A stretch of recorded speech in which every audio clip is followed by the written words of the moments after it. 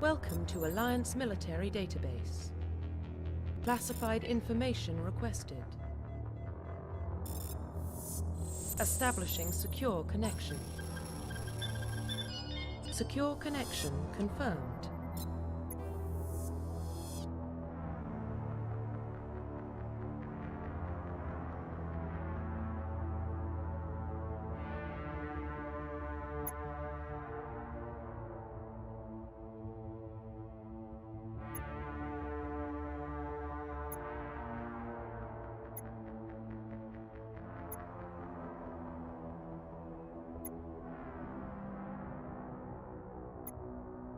Please log in to access your profile. Profile reconstruction complete.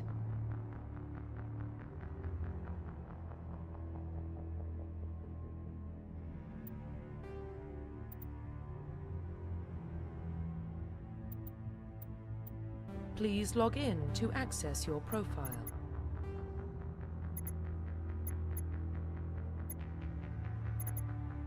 Please log in to access your profile.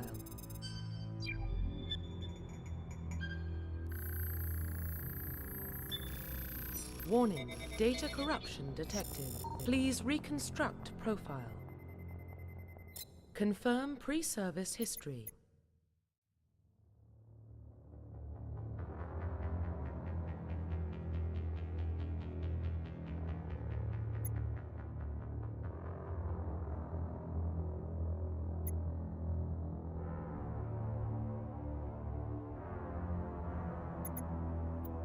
Please log in to access your profile.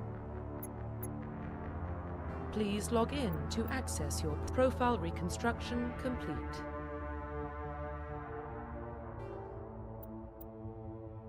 Identification confirmed.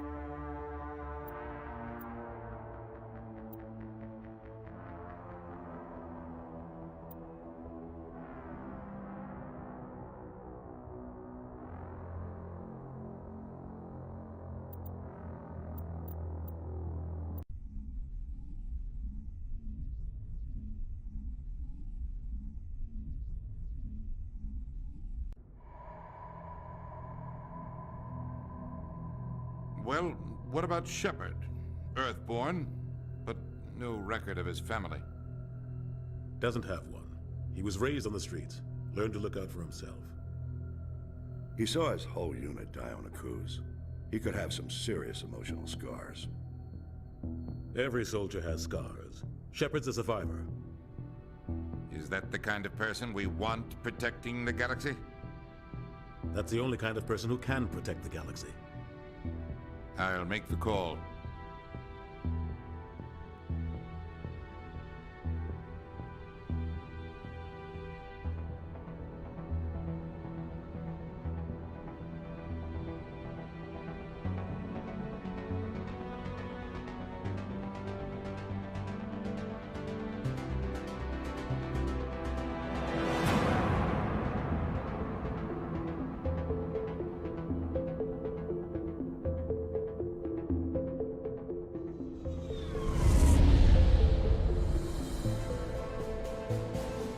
Arcturus Prime relays in range. Initiating transmission sequence. Commander?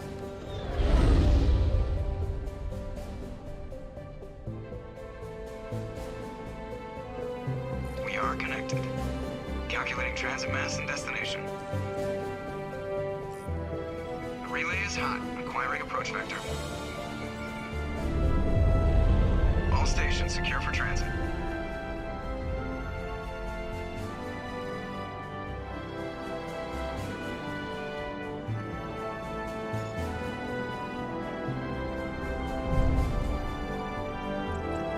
Green. Approach run has begun.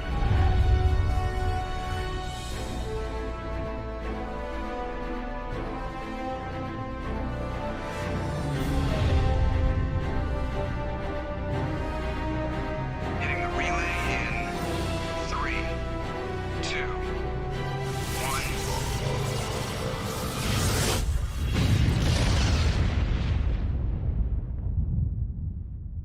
Thrusters. Check. Navigation.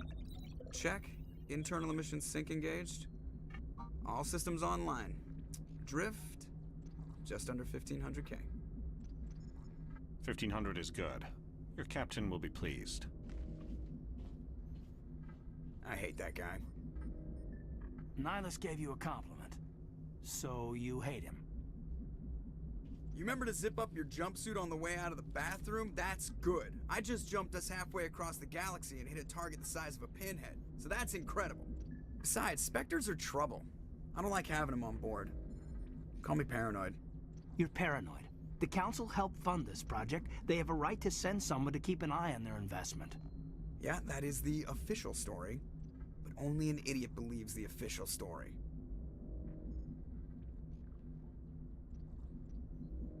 They don't send Spectres on shakedown runs.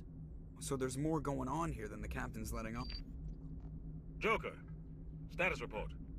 Just cleared the mass relay, Captain. Stealth systems engaged. Everything looks solid. Good. Find a comm buoy and link us into the network. I want mission reports relayed back to Alliance Brass before we reach Eden Prime. Aye, aye, Captain. Better brace yourself, sir. I think Nihilus is headed your way. He's already here, Lieutenant. Tell Commander Shepard to meet me in the comm room for a debriefing. You get that, Commander?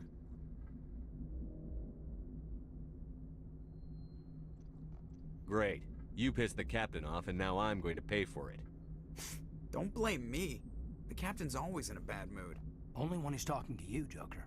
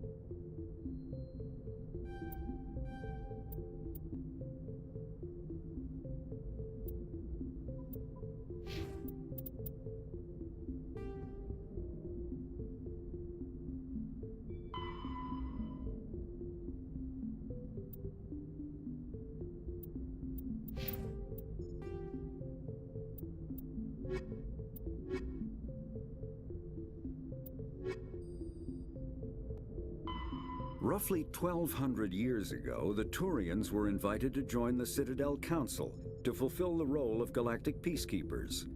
The Turians have the largest fleet in Citadel space, and they make up the single largest portion of the Council's military forces. As their territory and influence has spread, the Turians have come to rely on the Solarians for military intelligence and the Asari for diplomacy. Despite a somewhat colonial attitude towards the rest of the galaxy, the ruling hierarchy understands they would lose more than they would gain if the other two races were ever removed. Turians come from an autocratic society that values discipline and possesses a strong sense of personal and collective honor. There is lingering animosity between Turians and humans over the First Contact War of 2157, which is known as the Relay 314 incident to the Turians. Officially, however, the two species are allies, and they enjoy civil, if cool, diplomatic relations. The Systems Alliance is an independent supranational government representing the interests of humanity as a whole. The Alliance is responsible for the governance and defense of all extrasolar colonies and stations. The Alliance grew out of the various national space programs as a matter of practicality. Sol's planets had been explored and exploited through piecemeal national efforts. The expense of colonizing entire new solar systems could not be met by any one country. With humans knowing that alien contact was inevitable, there was enough political will to jointly fund an international effort. Still, the Alliance was often disregarded by those on Earth until the First Contact War. While the national governments dithered and bickered over who should lead the effort to liberate Shanxi, the Alliance fleet struck decisively. Post-war public approval gave the Alliance the credibility to establish its own parliament and become the galactic face of humanity.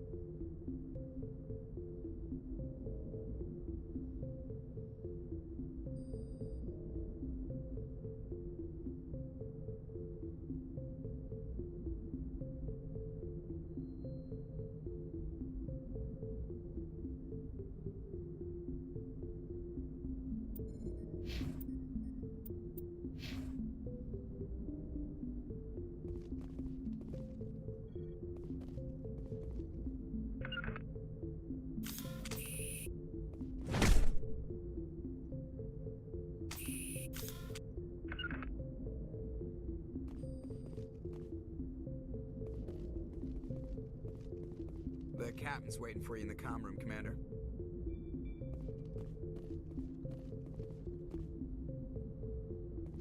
I'm telling you, I just saw him. He marched by like he was on a mission. He's a Spectre. They're always on a mission. And we're getting dragged, right along with him. Relax. Congratulations, Commander. Looks like we had a smooth run. You heading down to see the captain? Sounds like you don't trust our Turian guest. Sorry, Commander. Just having a chat with Adams down at engineering. I didn't mean to cause any trouble. But you have to admit, something's odd about this mission.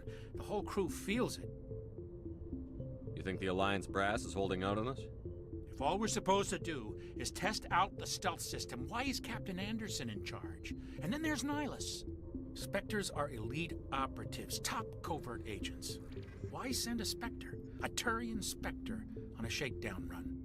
It doesn't add up. What do you know about the stealth systems? I just know it masks our location from scans and sensors. Cutting-edge technology. The Normandy's the only ship with this prototype drive. But why are we fully staffed? A skeleton crew would be cheaper, less chance of security leaks too. Plus there's Nihilus. It's pretty obvious this shakedown run is just a cover. For what? Damned if I know, Commander. We're out here on false pretenses. I'm not a fan of being left in the dark. Do you have a problem with the captain? No, sir. But I can't figure out what he's doing here. Captain Anderson is one of the most decorated Special Forces officers in the service. If he melted down all his medals, he could make a life-size statue of himself. You don't send a soldier like that on a do-nothing mission. He's treating this shakedown run too seriously. Something big is going on. You don't trust Nihilus? I don't like Turians in general. It runs in my family. My grandfather fought in the First Contact War. Lost a lot of friends when the Turians hit us. Nihilus is no ordinary Turian. You've got that right, Commander. We're an Alliance vessel, human military, but Nihilus doesn't answer to the captain like the rest of us. Spectres operate outside the normal chain of command. And they don't come along just to observe shakedown runs. Nihilus looks like he's expecting some heavy action. I don't like it.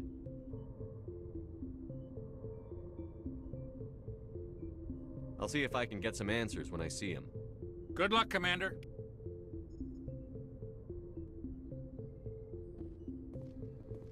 I grew up on Eden.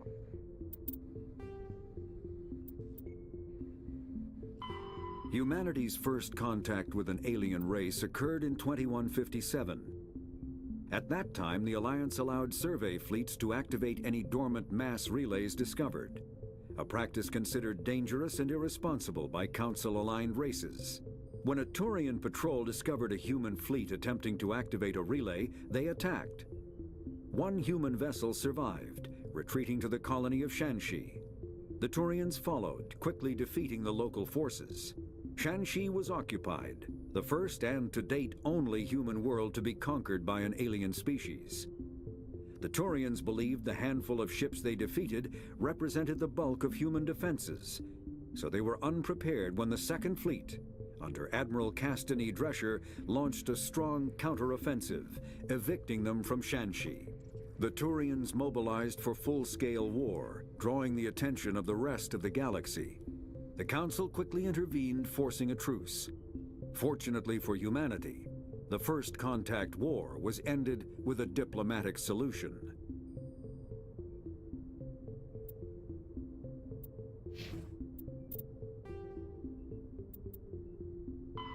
Roughly 1,200 years ago, the Turians were invited to join.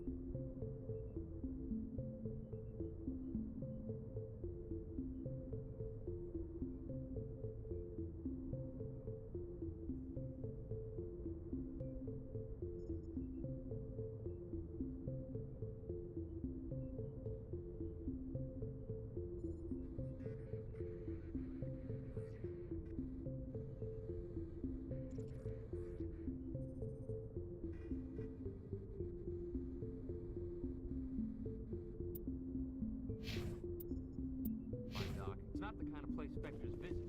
There's something Nihilus isn't telling us about this mission. That's crazy. The captain's in charge here. He wouldn't take orders from a Spectre. Not his choice, Doc. Spectres don't answer to anyone. They can do whatever they want, kill anyone who gets in their way. Oh, you watch too many spy vids, Jenkins. What do you think, Commander? We won't be staying on Eden Prime too long, will we? I'm itching for some real action. I sincerely hope you're kidding, Corporal. Your real action usually ends with me patching up crew members in the infirmary. You need to calm down, Corporal. A good soldier stays cool, even under fire. Sorry, Commander, but this waiting's killing me. I've never been on a mission like this before, not one with a Spectre on board. Just treat this like every other assignment you've had and everything will work out. Easy for you to say. You proved yourself on Akuz. Everybody knows what you can do. This is my big chance. I need to show the brass what I can do. You're young, Corporal. You have a long career ahead of you. Don't do something stupid to mess it up. Don't worry, sir. I'm not gonna screw this up. What can you tell me about Nihilus? Turians are generally well respected by the other species. Their fleet has more patrols protecting Citadel space than any other. They don't always get on well with us, though. Some people find them too rigid. Others still blame them for the First Contact War. As for Nihilus, I haven't said more than 2 words to him. He usually only speaks to the captain. I hope we get a chance to see him in action. I heard Nihilus took down an entire enemy platoon all by himself. What do you know about the Spectres? Only what I've heard. Spectre agents work directly for the Citadel Council. They usually work alone or in small groups. Spectres don't have any official power, though. Basically, they're a shadow organization with a mandate to preserve and protect galactic stability. Protect it at any cost. Don't forget that part. Spectres operate above the law. Why don't we have any of our own people in there? Spectres usually come from the Council races, like the Turians. We've been trying to get a human accepted into their ranks for years now. So far, it hasn't happened. Hey, Commander, you'd make a good Spectre. You're always getting dropped into impossible situations, forced to survive unbeatable odds, just like you on Akuz.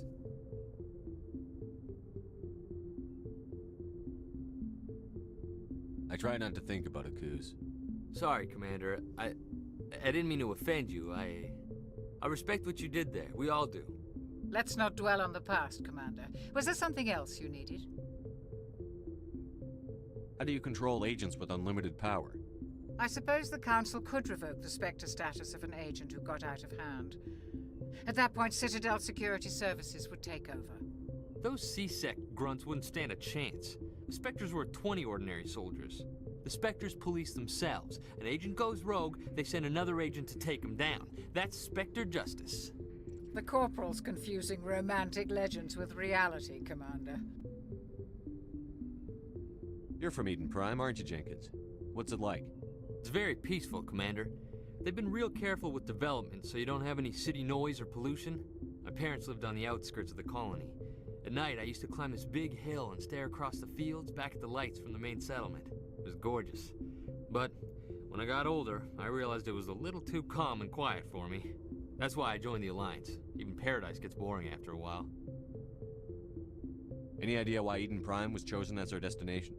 Not really sure, Commander. Eden Prime's one of our most stable colonies. Good place to take the Normandy for a shakedown run, I guess. No real danger there. There's gotta be something else going on. We've got a Spectre on board. That's why I'm so wound up. I can't wait for the real mission to start. The captain's waiting for me. Goodbye, Commander.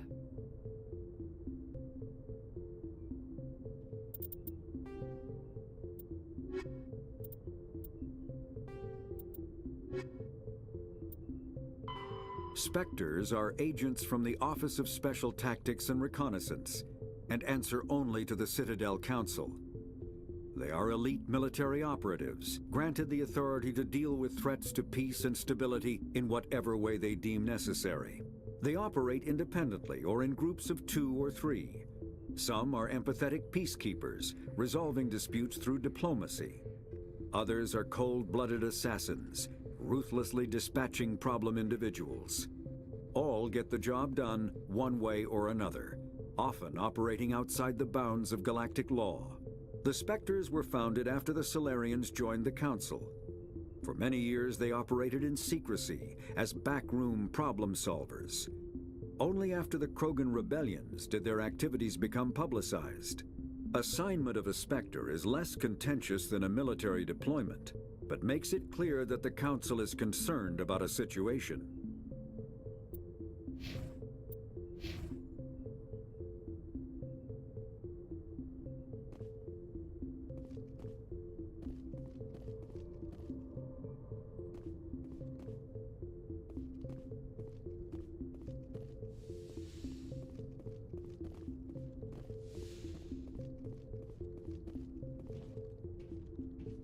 Commander Shepard, I was hoping you'd get here first.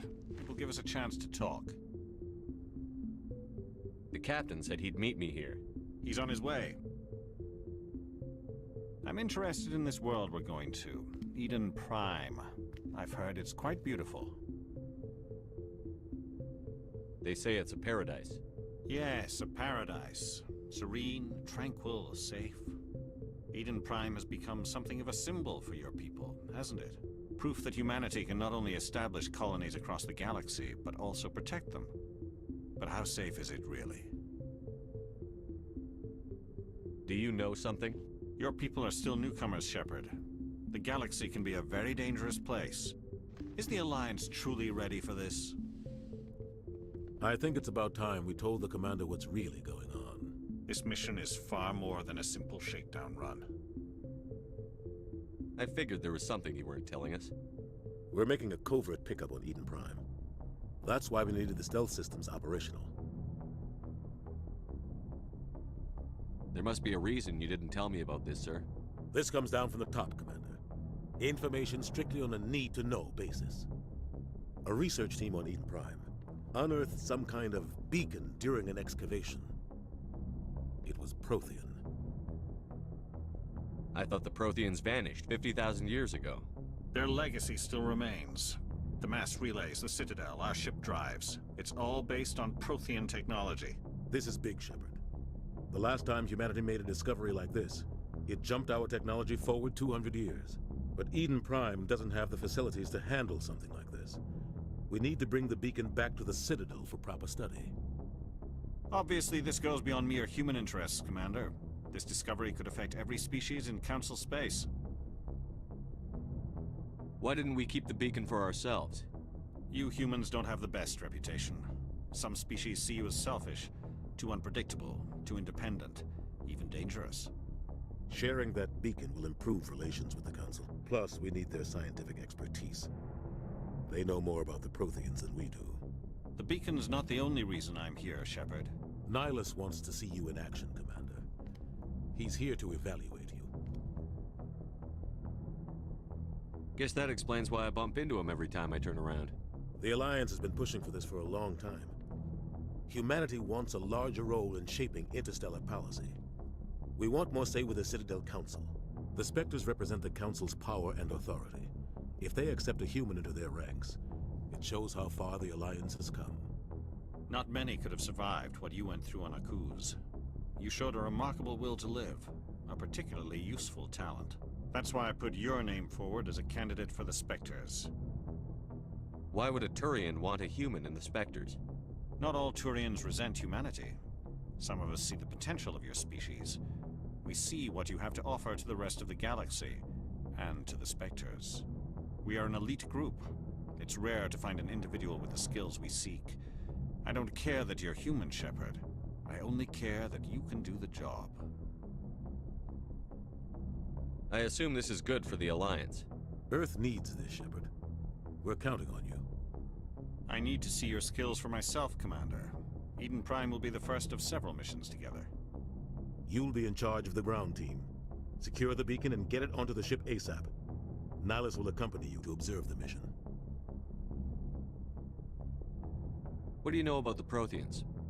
Just what they taught us in school. They were a technologically advanced species that ruled the galaxy 50,000 years ago. Then they vanished. Nobody really knows how or why, though I've heard plenty of theories. But everyone agrees, galactic civilization wouldn't exist without them. Their citadel is the very heart of galactic society, and And without their mass relays, interstellar travel would be impossible. We all owe the Protheans a great debt. I'd like to know more about Eden Prime before we touch down. It's a peaceful farming world, but it represents something much bigger. Eden Prime is one of our oldest and most successful colonies. It proved we were ready to face the challenges of settling new worlds, to forge a place for humanity beyond Earth. It symbolizes humanity's growth and evolution as a spacefaring species. And after this, it will be known as the world where humans made a discovery of galactic importance. Why is this beacon so important? All advanced galactic civilization is based on Prothean technology, even yours. If we hadn't discovered those Prothean ruins buried on Mars, we'd still be stuck on Earth. That was just a small data cache. Who knows what we can learn from this beacon? What if it's a weapons archive? We can't let it fall into the wrong hands. Like who? The Attican Traverse isn't the most stable sector of Citadel space. There are plenty of raiders and criminal groups active in the region. They might figure a Prothean beacon is worth the risk of attacking an Alliance ship. Plus, Eden Prime is right on the border of the Terminus systems. The Attican Traverse is under Citadel protection. If the Terminus systems attack, it's an act of war. Technically, yes. But some of the species in the Terminus might be willing to start a war over this. The last thing the Council wants is to get dragged into a major conflict with the Terminus systems. We have to keep this low-key. Just give the word, Captain. We should be getting close to Eden. Captain, we got a problem. What's wrong, Joker? Transmission from Eden Prime, sir. You better see this. Bring it up on screen.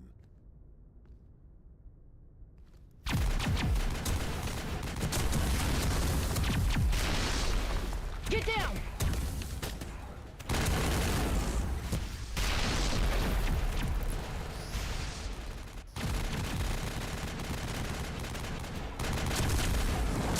We are under attack, taking heavy casualties. I repeat, heavy casualties. We can't... Need evac. They came out of nowhere. We need...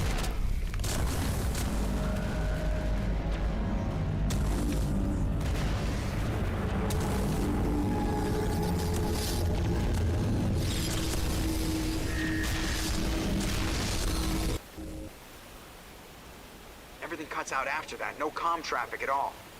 Just goes dead. There's nothing. Reverse and hold at 38.5.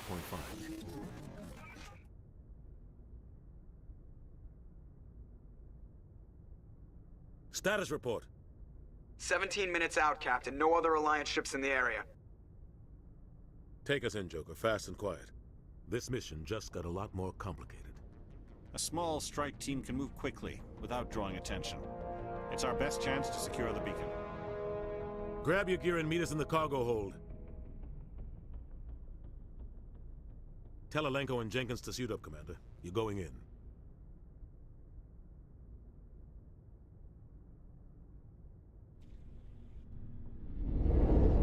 Engaging stealth systems. Somebody was doing some serious digging here, Captain. Your team's the muscle in this operation, Commander. Go in heavy and head straight for the dig site. What about survivors, Captain? Helping survivors is a secondary objective. The beacon's your top priority. Approaching drop point 1. Nihilus, you coming with us? I move faster on my own. Nihilus will scout out ahead. He'll feed you status reports throughout the mission. Otherwise, I want radio silence. We've got his back, Captain. The mission's yours now, Shepard. Good luck! We are approaching drop point 2.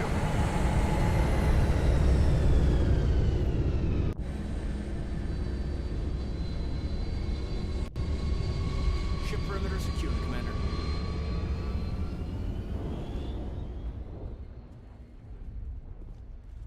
This place got hit hard, Commander.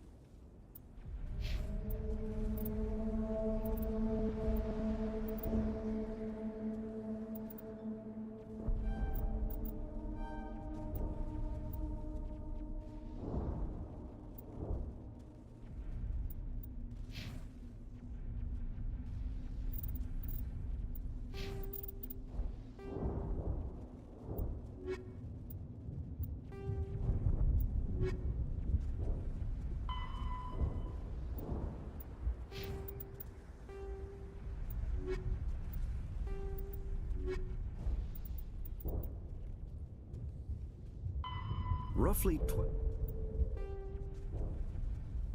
50,000 years ago, the Protheans were the only spacefaring species in the galaxy. They vanished in a swift galactic extinction. Only the legacy of their empire remains. They are believed to have built the mass relays and the Citadel, which have allowed numerous species to explore and expand throughout the galaxy. Prothean ruins are found on worlds across the galaxy. While surprisingly intact for their age, functioning examples of Prothean paleotechnology are rare. Time and generations of looters have picked their dead cities and derelict stations clean. Some believe the Protheans meddled in the evolution of younger races. The Hanar homeworld of Kaje, for example, shows clear evidence of former Prothean occupation. The presence of a former Prothean observation post on Mars has caused a rebirth of interventionary evolutionists among humans. These individuals believe the god myths of ancient civilizations are misremembered encounters with aliens. The Terminus systems are located on the far side of the Attican Traverse, beyond the space administered by the Citadel Council or claimed by the Human Systems Alliance. It is populated by a loose affiliation of minor species, united only in their refusal to acknowledge the political authority of the Council or adhere to the Citadel conventions. Their independence comes at a price. The Terminus is fraught with conflict. War among the various species is common, as governments and dictators constantly rise and fall. The region is a haven for illegal activities, particularly piracy and the slave trade. At least once a year, a fleet from the Terminus invades the nearby Attican Traverse. These attacks are typically small raids against poorly defended colonies. The Council rarely retaliates, as sending patrols into the Terminus systems could unify the disparate species against their common foe, triggering a long and costly war. Hostiles everywhere. Keep your guard up.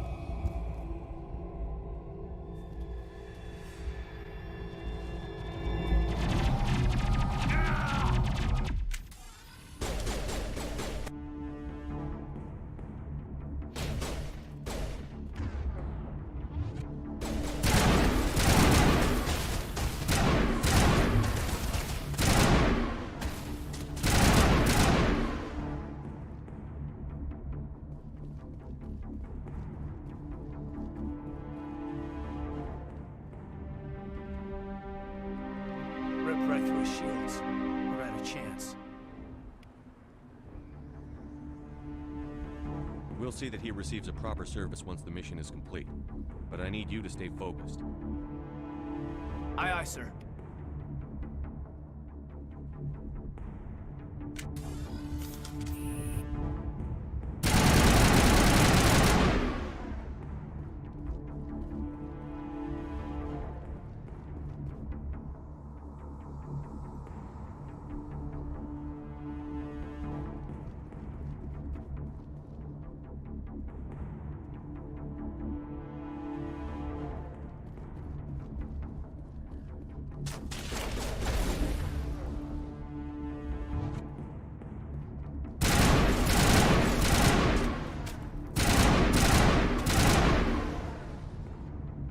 Some burned out buildings here, Shepard. A lot of bodies. I'm gonna check it out. I'll try to catch up with you at the dig site.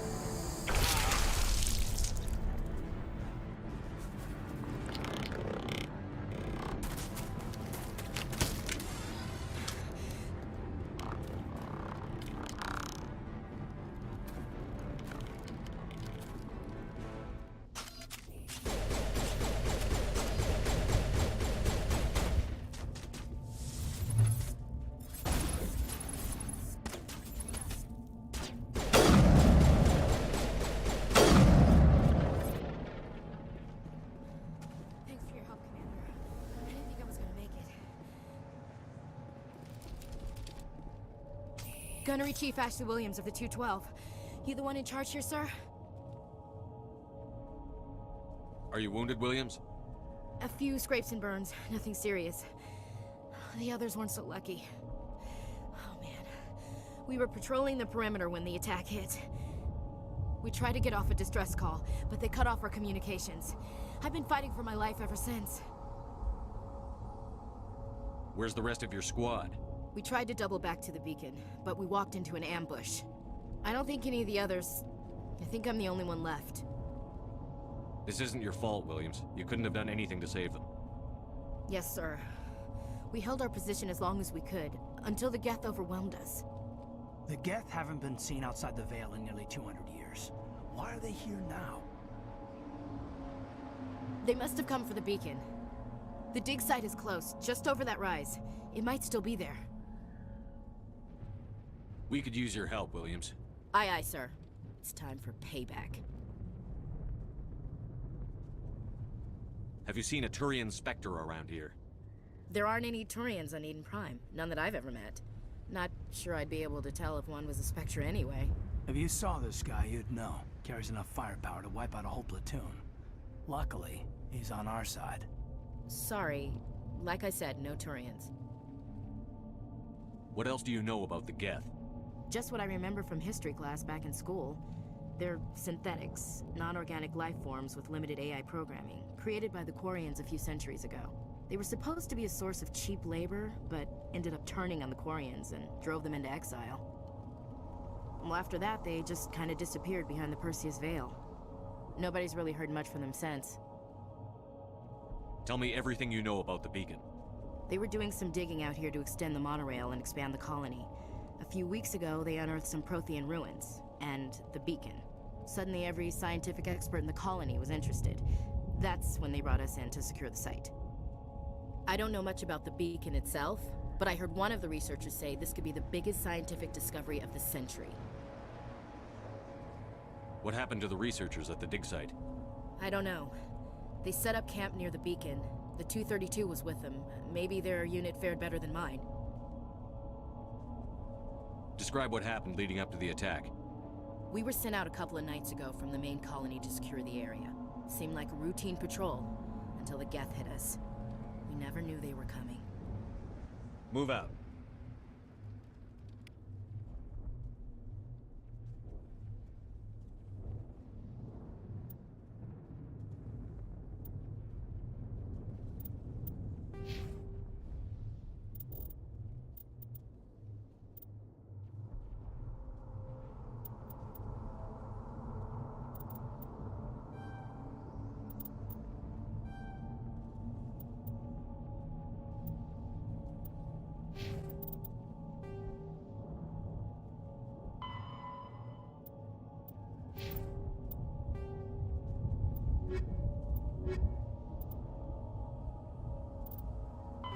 Kinetic barriers, more commonly called shields, provide protection against most mass accelerator weapons.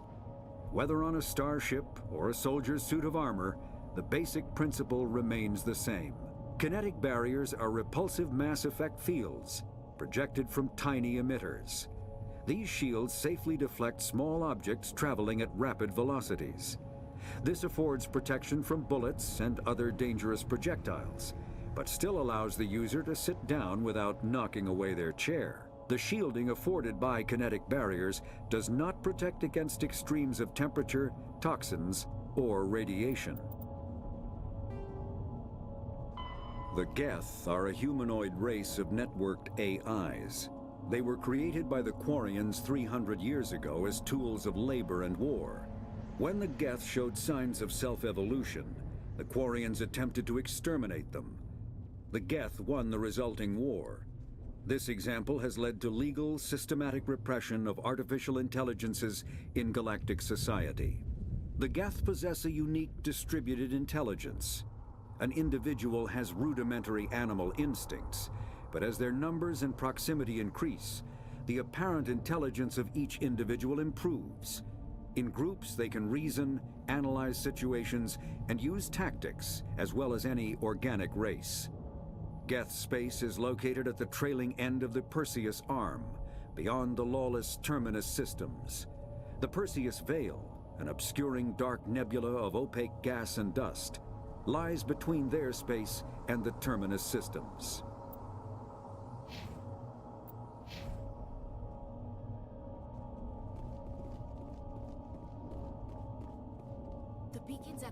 of this trench.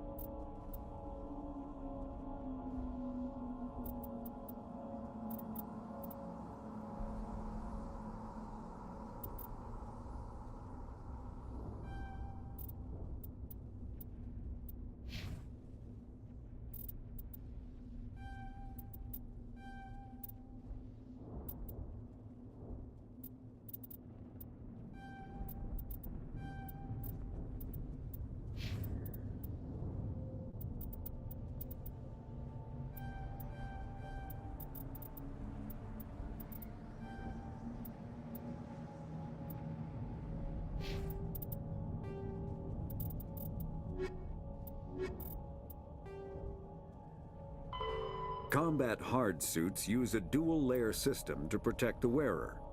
The inner layer consists of fabric armor with kinetic padding.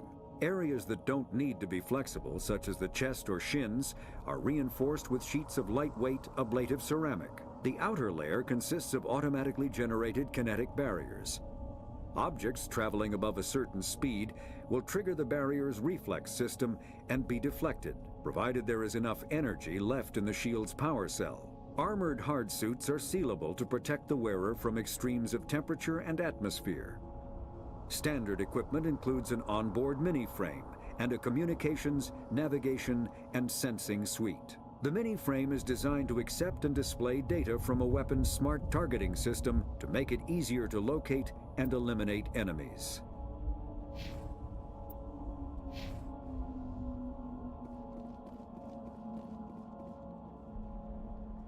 This is the dig site. The beacon was right here. It must have been moved. By who? Our side or the Geth?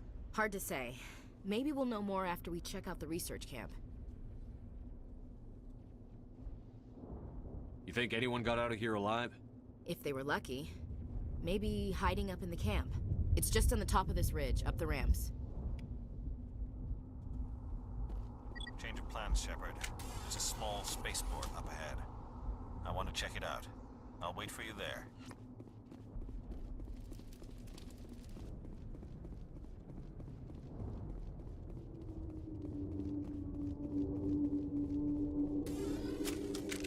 Looks like they hit the camp hard.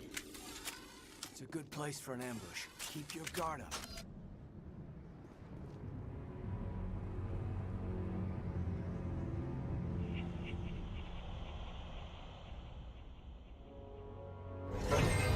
Oh God, they're still alive.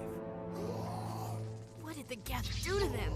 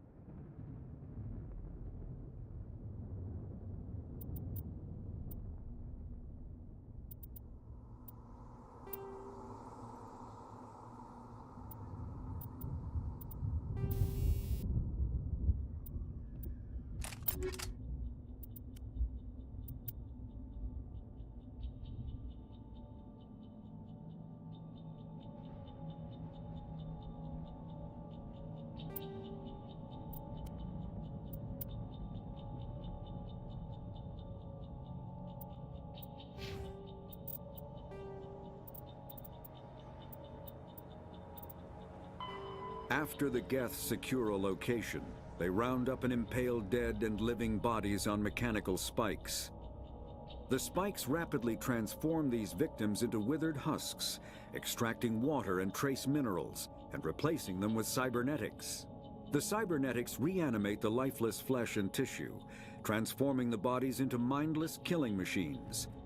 Some Alliance soldiers refer to the husk-generating spikes as dragon's teeth, a reference to the mythological berserkers who sprang up from the earth wherever the teeth of the dragon Eris were planted. Dragon's teeth and husks bear little resemblance to other pieces of Geth technology.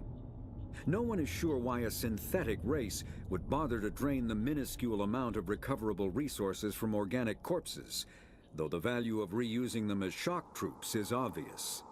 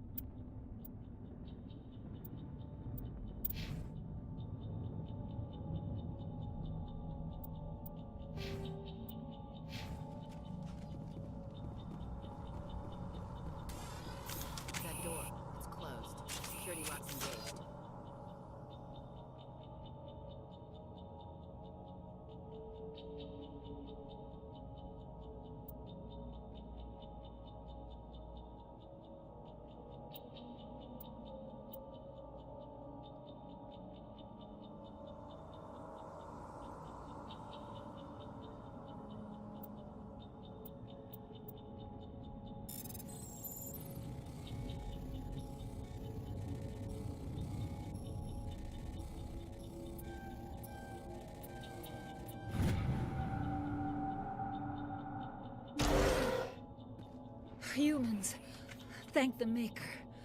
Hurry! Close the door before they come back. Don't worry. We'll protect you. Thank you. I think we'll be okay now. It looks like everyone's gone. You're Dr. Warren, the one in charge of the excavation. Do you know what happened to the beacon? It was moved to the spaceport this morning. Manuel and I stayed behind to help pack up the camp. When the attack came, the Marines held them off long enough for us to hide. They gave their lives to save us. No one is saved.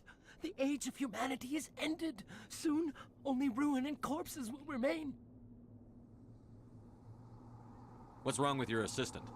Manuel has a brilliant mind, but he's always been a bit unstable. Genius and madness are two sides of the same coin. Is it madness to see the future? To see the destruction rushing towards us? To understand there is no escape? No hope? No. I am not mad. I'm the only sane one left. I gave him an extra dose of his meds after the attack. What else can you tell me about the attack? It all happened so fast. 1 second we were gathering up our equipment. The next we were hiding in the shed while the Geth swarmed over the camp. Agents of the Destroyers, bringers of darkness, heralds of our extinction. We could hear the battle outside. Gunfire, screams. I thought it would never end. Then everything went quiet. We just sat there, too afraid to move, until you came along. Did you notice a Turian in the area? I saw him, the Prophet, leader of the enemy. He was here before the attack. That's impossible. Nihilus was with us in the Normandy before the attack. He couldn't have been here. I'm sorry. Manuel's still a bit unsettled. We haven't seen your Turian. We've been hiding in here since the attack. Can you tell me anything about the beacon? It's some type of data module from a galaxy-wide communications network. Remarkably well preserved. It could be the greatest scientific discovery of our lifetime. Miraculous new technologies, groundbreaking medical advances. Who knows what secrets are locked inside? We have unearthed the heart of evil, awakened the beast, unleashed the darkness. Manuel, please. This isn't the time. Williams, take us to the spaceport. You can't stop it. Nobody can stop it. Night is falling. The darkness of eternity. Hush, Manuel. Go lie down. You'll feel better once the medication kicks in.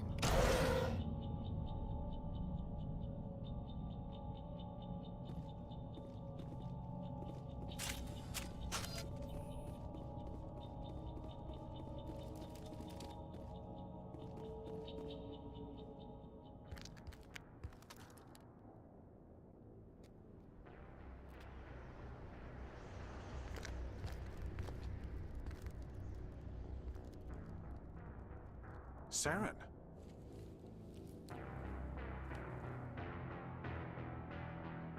Nihilus.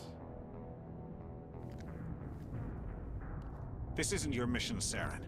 What are you doing here? The Council thought you could use some help on this one. I wasn't expecting to find the Geth here. The situation's bad. Don't worry. I've got it under control.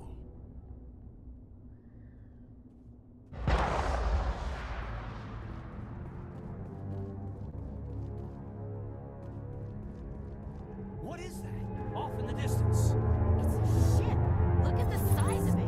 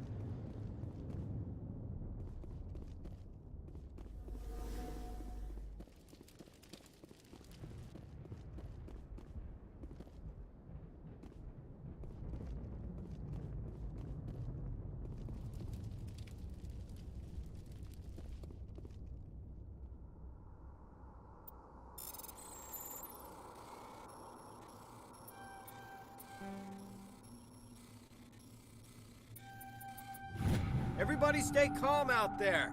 We're coming out, we're not armed. Is it safe? Are they gone? You're okay now. Nobody's gonna hurt you. Those things were crawling all around the shed. They would have found us for sure. We owe you our lives. I still can't believe it. When we saw that ship, I thought it was all over. It showed up right before the attack. Knew it was trouble the second I saw it, so we made a break for the sheds. Tell me everything you remember about the attack. The three of us were working the crops when that ship showed up. We just saw it and ran. I don't know what happened to the rest of the crew. They were by the garage, over near the spaceport, right where that ship came down. No way they survived. You don't know that. We survived. If they made it to the garage, they could have had a fighting chance. Do you know anything about the Prothean beacon they dug up? We're just farmers. We heard they found something out there, but it never really mattered to us. Not until now. What else can you tell me about the ship you saw? I was too busy running to get a clear look at it. I think it landed over near the spaceport. Tell them about the noise, Cole. That awful noise. It was emitting some kind of signal as it descended. It sounded like the shriek of the damned. Only it was coming from inside your own head. It was probably trying to block communications. Whatever it was, felt like it was tearing right through my skull. Almost made it impossible to think. I have to go. Hey, Cole, we're just a bunch of farmers. These guys are soldiers. Maybe we should give them the stuff. Jeez, Blake, you gotta learn when to shut up. You have something to tell me, Cole? Some guys at the spaceport were running a small smuggling ring, nothing major. In exchange for a cut of the profits, we let them store packages in our sheds. You're breaking the law, Cole. We're not hurting anybody. Hell, most of the time I don't even know what's in the packages. Just thought there might be something we could use. I found a pistol. Figured it would come in handy if those things came back. But you'll probably get more use out of it than we will. We're risking our lives to save this colony. You sure there's nothing else in here that could help us out? Yeah, there's one more thing. I was gonna sell it after this was over, but you probably deserve it more than I do.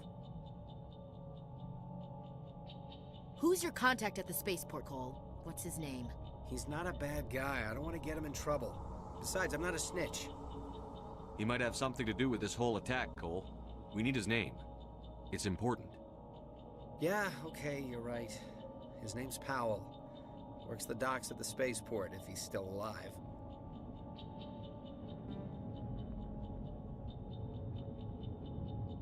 I have to go. Good luck.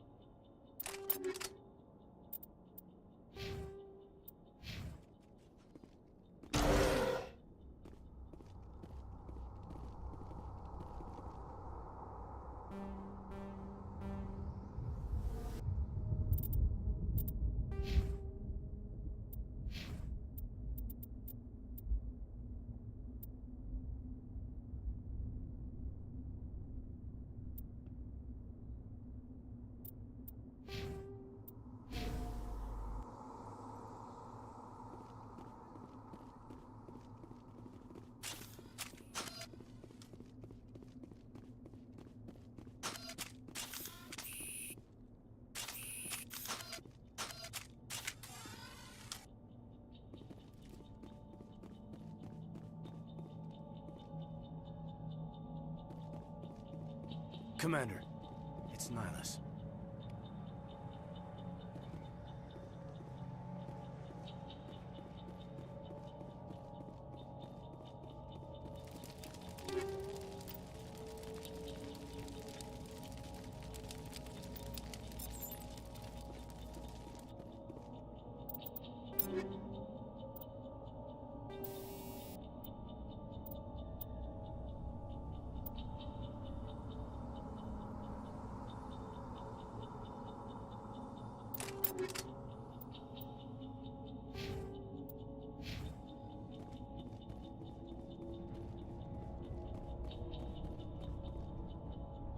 Something's moving, over behind those crates. Wait! Don't shoot! I'm one of you! I'm human! Sneaking up on us like that nearly got you killed. I'm sorry, I was hiding from those creatures. My name's Powell. I saw what happened to that Turian. The other one shot him. I need to know how Nihilus died. The other one got here first. He was waiting when your friend showed up. He called him Saren. I think they knew each other. Your friend seemed to relax. He let his guard down. And Saren killed him. Shot him right in the back. I'm just lucky he didn't see me behind the crates. We were told a Prothean beacon was brought to the spaceport. What happened to it? It's over on the other platform. Probably where that guy Saren was headed. He hopped on the cargo train right after he killed your friend. I knew that beacon was trouble. Everything's gone to hell since we found it. First that damn mothership showed up, then the attack. They killed everyone. Everyone! If I hadn't been behind the crates, I'd be dead too. How come you're the only one who survived? Why didn't anyone else try to hide behind the crates? They never had a chance. I was already behind the crates when the attack started. Wait a minute. You were hiding behind the crates before the attack? Sometimes I need a nap to get through my shift. I sneak off behind the crates to grab 40 winks where the supervisor can't find me. You survived because you're lazy? If you hadn't snuck off for that nap, you'd probably be dead just like all the others. Yeah, I guess. I don't really want to think about it. You're Cole's contact here on the docks. For the smuggling ring. What? No! I mean, what does it matter now? So I'm a smuggler, who cares? My supervisor's dead, the entire crew's dead. Doesn't matter now, does it? Anything hidden nearby that we could use against the Geth? A shipment of grenades came through last week. Nobody notices if a few small pieces go missing from the military orders. You greedy son of a bitch. We're out here trying to protect your sorry ass, and all you can think about is how you can rip us off? I never thought you'd actually need those grenades. Who'd want to attack Eden Prime? We're just a bunch of farmers. How was I supposed to know? Forget about him. He's not worth it. You're lucky the commander's here, pal. Hand over those grenades. They're yours. Take them. My smuggling days are over, I swear. A lot of Marines died here, Powell. Those grenades could have come in handy. If I were you, I'd think of some way to make it up to them. Yeah, okay. There is something else I was saving. Could be worth a fortune. Experimental technology, top of the line. Take it. I don't need it. I didn't want anyone to get hurt. Really, I'm sorry. Tell me about this mothership you saw. I've never seen anything like it before. It was huge. Landed over near that platform. The whole place got dark as it came down. And it was making this noise, this sound that bored right into your brain. That's what woke me up. The attack came a few minutes later. We need to find that beacon before it's too late. Take the cargo train. That's where the other Turian went. I can't stay here. I need to get away from all this.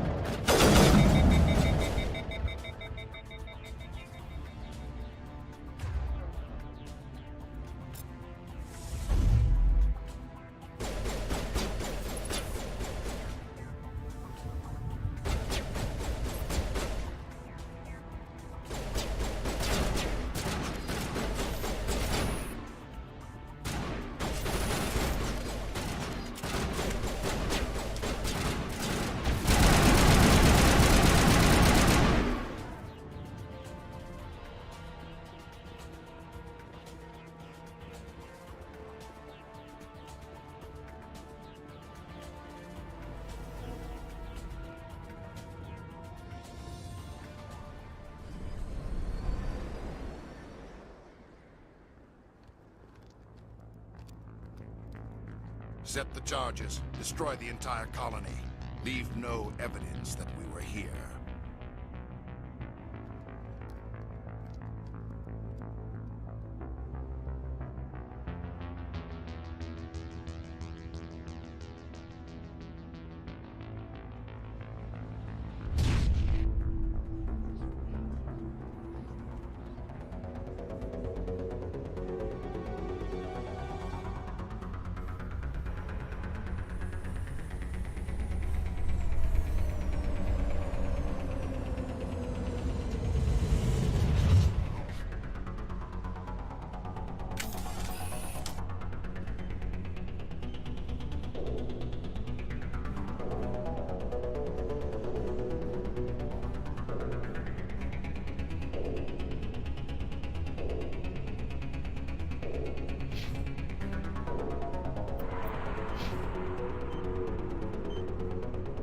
Hurry! We need to find them all and shut them down!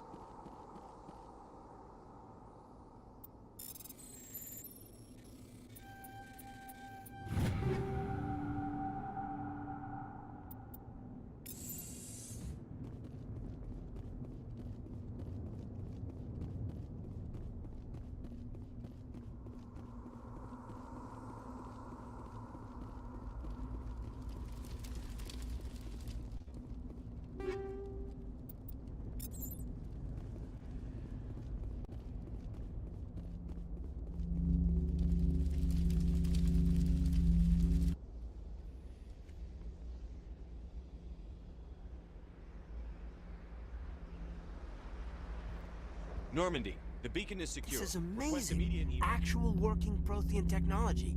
Unbelievable. It wasn't doing anything like that when they dug it up. Something must have activated it.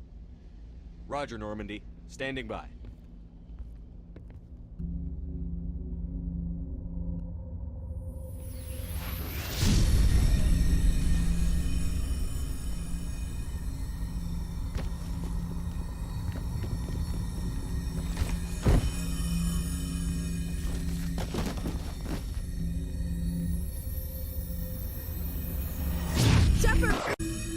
No, don't touch him! Too dangerous!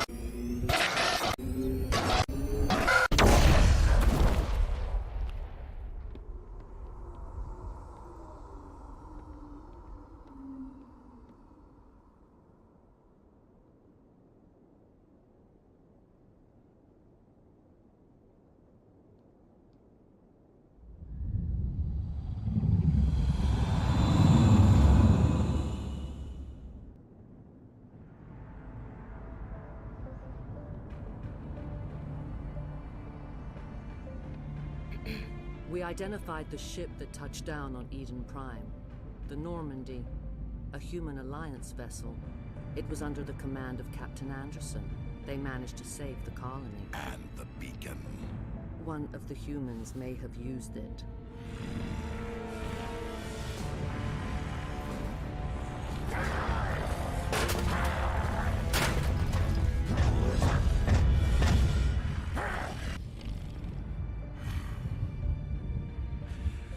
This human must be eliminated.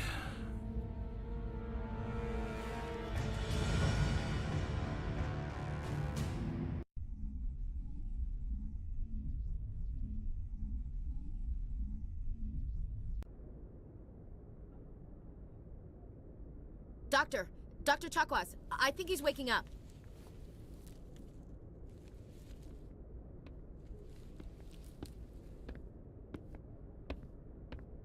You had us worried there, Shepard. How are you feeling? Minor throbbing. Nothing serious. How long was I out? About 15 hours. Something happened down there with the beacon, I think. It's my fault. I must have triggered some kind of security field when I approached it. You had to push me out of the way.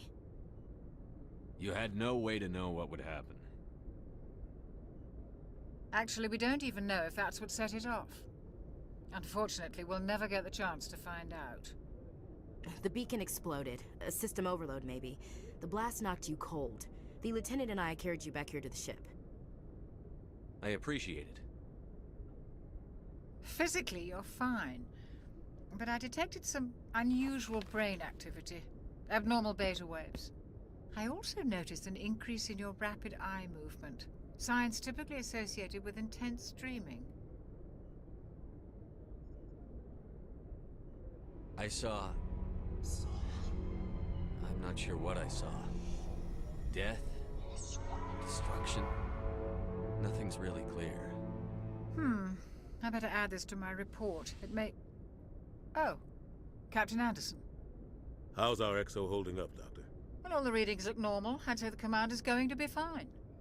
Glad to hear it. Shepard, I need to speak with you. In private. Aye, aye, Captain. I'll be in the mess if you need me. Sounds like that beacon hit you pretty hard, Commander. Are you sure you're okay?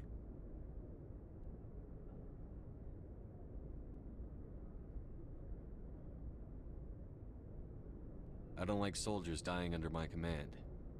Jenkins wasn't your fault. You did a good job, Shepard.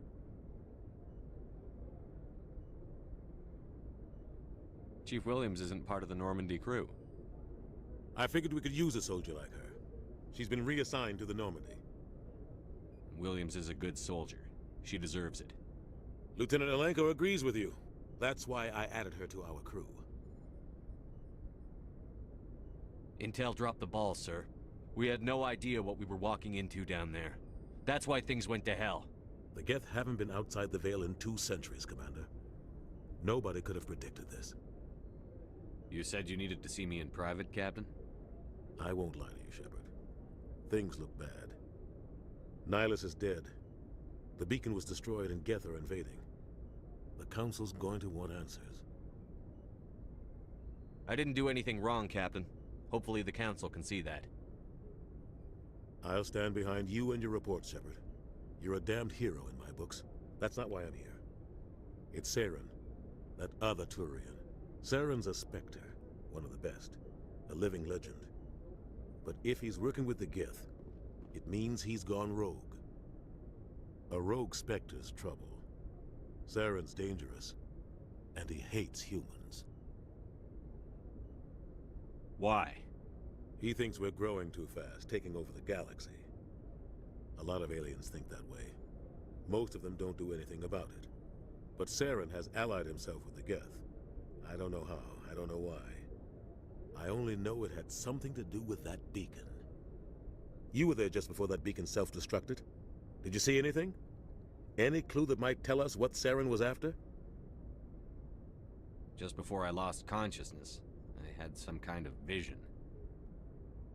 A vision? A vision of what?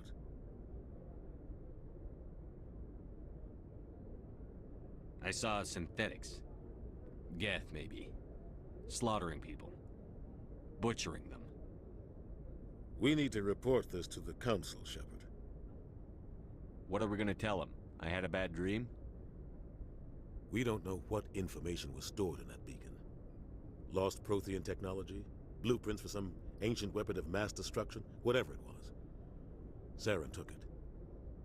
But I know Saren. I know his reputation is politics. He believes humans are a blight on the galaxy. This attack was an act of war. He has the secrets from the beacon. He has an army of Geth at his command, and he won't stop until he's wiped humanity from the face of the galaxy. I'll find some way to take him down. It's not that easy. He's a Spectre. He can go anywhere, do almost anything. That's why we need the Council on our side.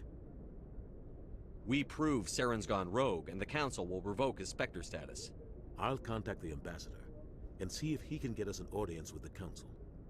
He'll want to see us as soon as we reach the Citadel. We should be getting close. Head up to the bridge and tell Joker to bring us into dock.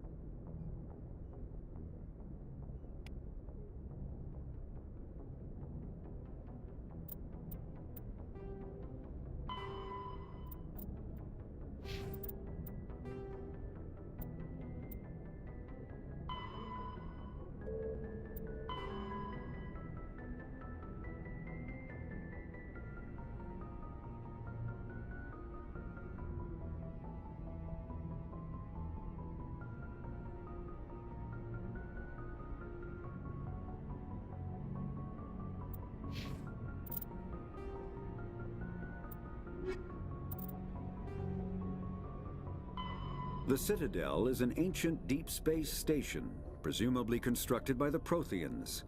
Since the Prothean extinction, numerous species have come to call the Citadel home. It serves as the political, cultural, and financial capital of the galactic community. To represent their interests, most species maintain embassies on the Presidium, the Citadel's inner ring. The Citadel Tower in the center of the Presidium holds the Citadel Council Chambers. Council affairs often have far-reaching effects on the rest of the galactic community. 5 arms, known as the Wards, extend from the Presidium. Their inner surfaces have been built into cities, populated by millions of inhabitants from across the galaxy. The Citadel is virtually indestructible. If attacked, the station can close its arms to form a solid, impregnable shell. For as long as the station has existed, an enigmatic race called the Keepers has maintained it.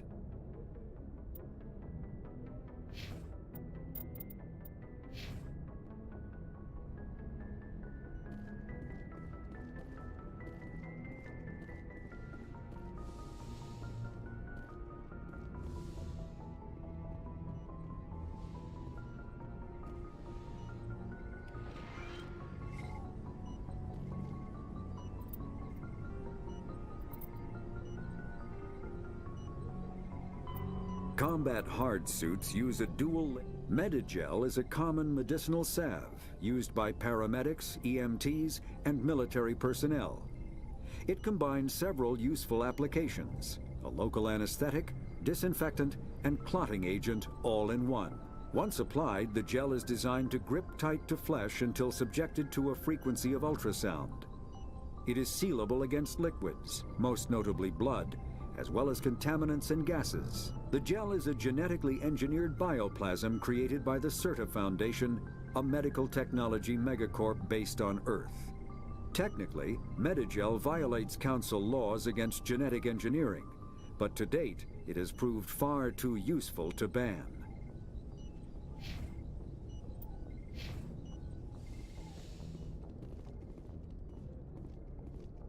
Hey, Commander. I'm glad you're okay, Commander. The crew could use some good news after what happened to Jenkins. Jenkins was a valuable part of this crew. Part of me feels guilty over what happened. If Jenkins was still alive, I might not be here. You're a good soldier, Williams. You belong on the Normandy. Thanks, Commander. I appreciate that. Things were pretty rough down there. Are you okay? I've seen friends die before. Comes with being a Marine. But to see my whole unit wiped out, and you never get used to seeing dead civilians. But things would have been a lot worse if you hadn't shown up. We couldn't have done it without you, Williams. Thanks, Commander. I have to admit, I was a little worried about being assigned to the Normandy. It's nice when someone makes you feel welcome. I think you're gonna fit in here just fine, Williams. Thanks, Commander.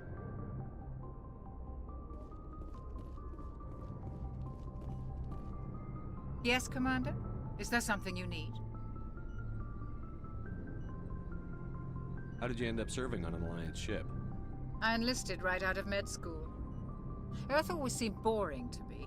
Too safe, too secure. I figured the colonies were teeming with exotic adventure. I wanted to travel the stars, tending the wounds of tough soldiers with piercing eyes and sensitive souls. Turns out military life isn't quite as romantic as I'd imagined. But humanity needs the Alliance if we want to keep expanding through the Traverse, and the Alliance always needs good doctors. So I stayed on to do my part. Ever think you made the wrong choice? Sometimes I think about opening a private practice back on Earth, or maybe taking a position at one of the new med centers out in the colonies. But there's something special about working on soldiers. If I left the Alliance now, I'd feel like I was abandoning them. What do you know about Captain Anderson? I've served with him for a few tours now. He knows when to let things slide and when to crack the whip. The crew knows he's seen pretty much anything they'll ever run into. And he cares about the people under his command. How well do you know the Lieutenant? I'd never worked with him before this mission. But he has an impressive service record. Over a dozen special commendations. Tends to keep to himself, though. Maybe because of the headaches. It's not easy being an L2. What does that have to do with it? Well, most biotics now use the L3 implants. Lieutenant Alenko was wired with the old L2 configuration. Sometimes there are complications. What kind of complications? Severe mental disabilities, insanity, crippling physical pain. There's a long list of horrific side effects. Caden's lucky. He just gets migraines. I should go. Goodbye, Commander.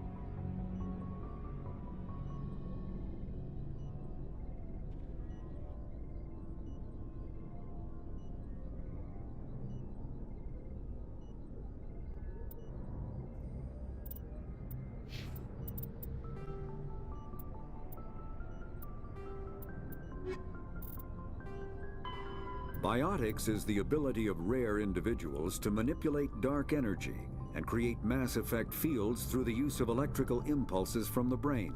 Intense training and surgically implanted amplifiers are necessary for a biotic to produce mass effect fields powerful enough for practical use. The relative strength of biotic abilities varies greatly among species and with each individual. There are 3 branches of biotics. Telekinesis uses mass-lowering fields to levitate or impel objects. Mass-raising kinetic fields are used to block or pin objects.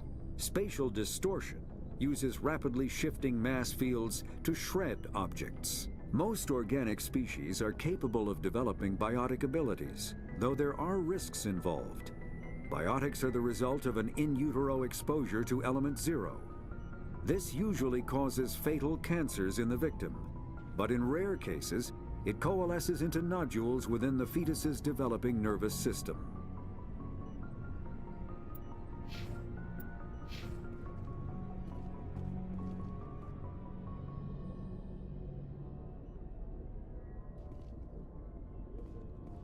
Glad to see you're okay, Commander.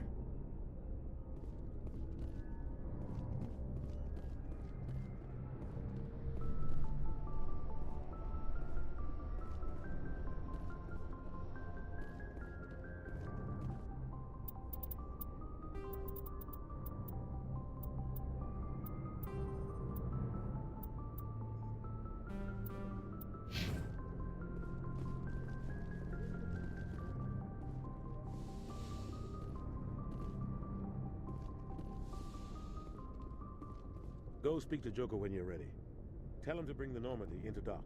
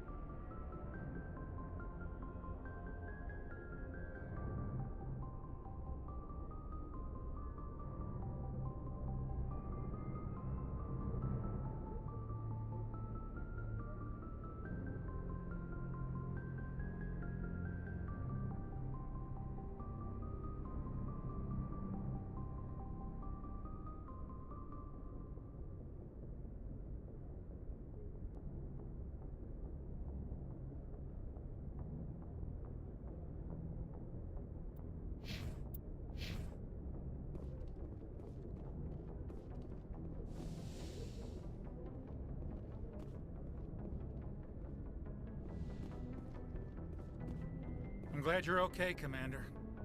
Losing Jenkins was hard enough on the crew.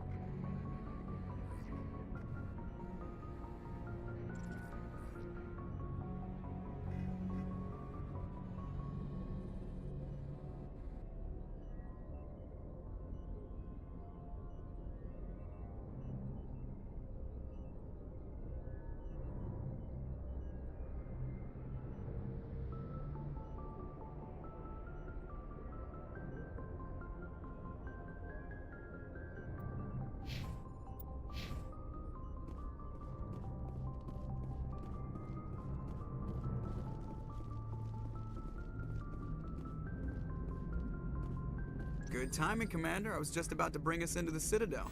See that taxpayer money at work.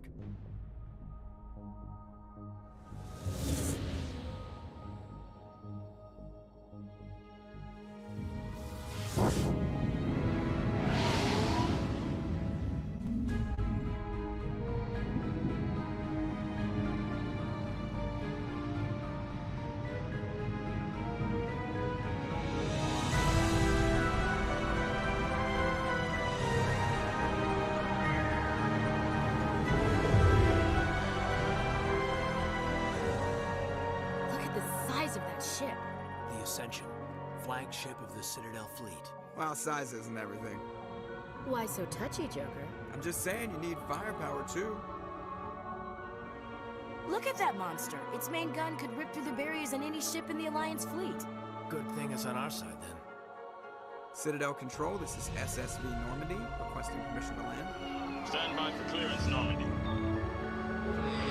Clearance granted. You may begin your approach. Transferring you to an Alliance operator. Roger, Alliance Tower. Normandy out. Normandy, this is Alliance Tower. Please proceed to Dock 422.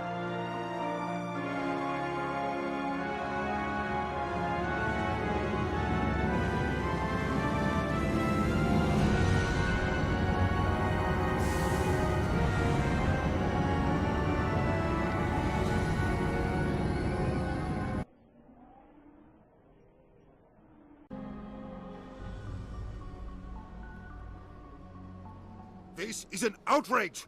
The Council would step in if the Geth attacked a Turian colony? The Turians don't found colonies on the borders of the Terminus systems, Ambassador. Humanity was well aware of the risks when you went into the Traverse. What about Saren? You can't just ignore a rogue Spectre. I demand action! You don't get to make demands of the Council, Ambassador. Citadel Security is investigating your charges against Saren. We will discuss the CSEC findings at the hearing, not before. Captain Anderson, I see you brought half your crew with you. Just the ground team from Eden Prime, in case you had any questions. I have the mission reports. I assume they're accurate? They are. Sounds like you convinced the Council to give us an audience. They were not happy about it. Saren's their top agent. They don't like him being accused of treason. Saren's a threat to every human colony out there. He needs to be stopped. The Council has to listen to us. Settle down, Commander. You've already done more than enough to jeopardize your candidacy for the Spectres. The mission on Eden Prime was a chance to prove you could get the job done. Instead, Nihilus ended up dead and the beacon was destroyed. That's Saren's fault, not his. Then we better hope the CSEC investigation turns up evidence to support our accusations. Otherwise, the Council might use this as an excuse to keep you out of the Spectres. Come with me, Captain. I want to go over a few things before the hearing. Shepard, you and the others can meet us at the Citadel Tower, top level. I'll make sure you have clearance to get in. And that's why I hate politicians.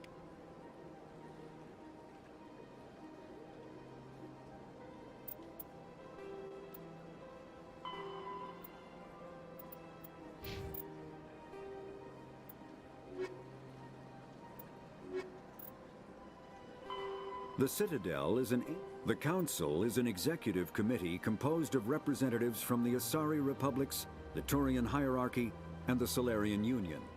Though they have no official power over the independent governments of other species, the Council's decisions carry great weight throughout the galaxy. No single Council race is strong enough to defy the other two, and all have a vested interest in compromise and cooperation. Each of the Council species has general characteristics associated with the various aspects of governing the galaxy. The Asari are typically seen as diplomats and mediators. The Solarians gather intelligence and information. The Turians provide the bulk of the military and peacekeeping forces. Any species granted an embassy on the Citadel is considered an associate member, bound by the accords of the Citadel Conventions. Associate members may bring issues to the attention of the Council, though they have no input on the decision. The Human Systems Alliance became an associate member of the Citadel in 2165.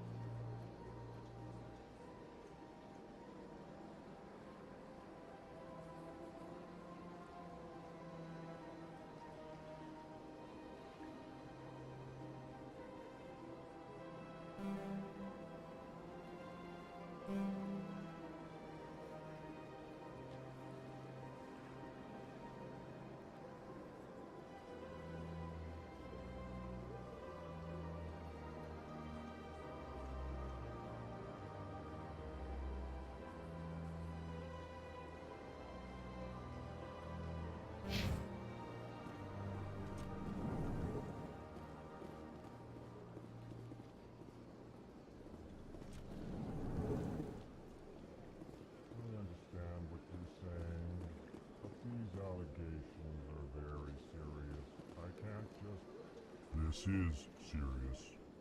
My reputation is at stake. I spoke with the consort in confidence, and her alone, and she betrayed that confidence. All right. I will look into it for you. In the meantime, do not do anything rash. Hello there, human. Sincere apology, but I am here on business and cannot be distracted right now. You seem distressed. Is there something I can do to help? Alarmed response. You overheard that, did you? This is all going so wrong, and it is the Asari consort's fault. She's the one who started all this. What did this Asari do to get you so upset? I cannot speak more about this problem. It is too sensitive. Suffice it to say, she has compromised my authority as a diplomat. Where can I find this Asari consort? She is across the bridge from here. Her offices are easy enough to spot. Good day, human.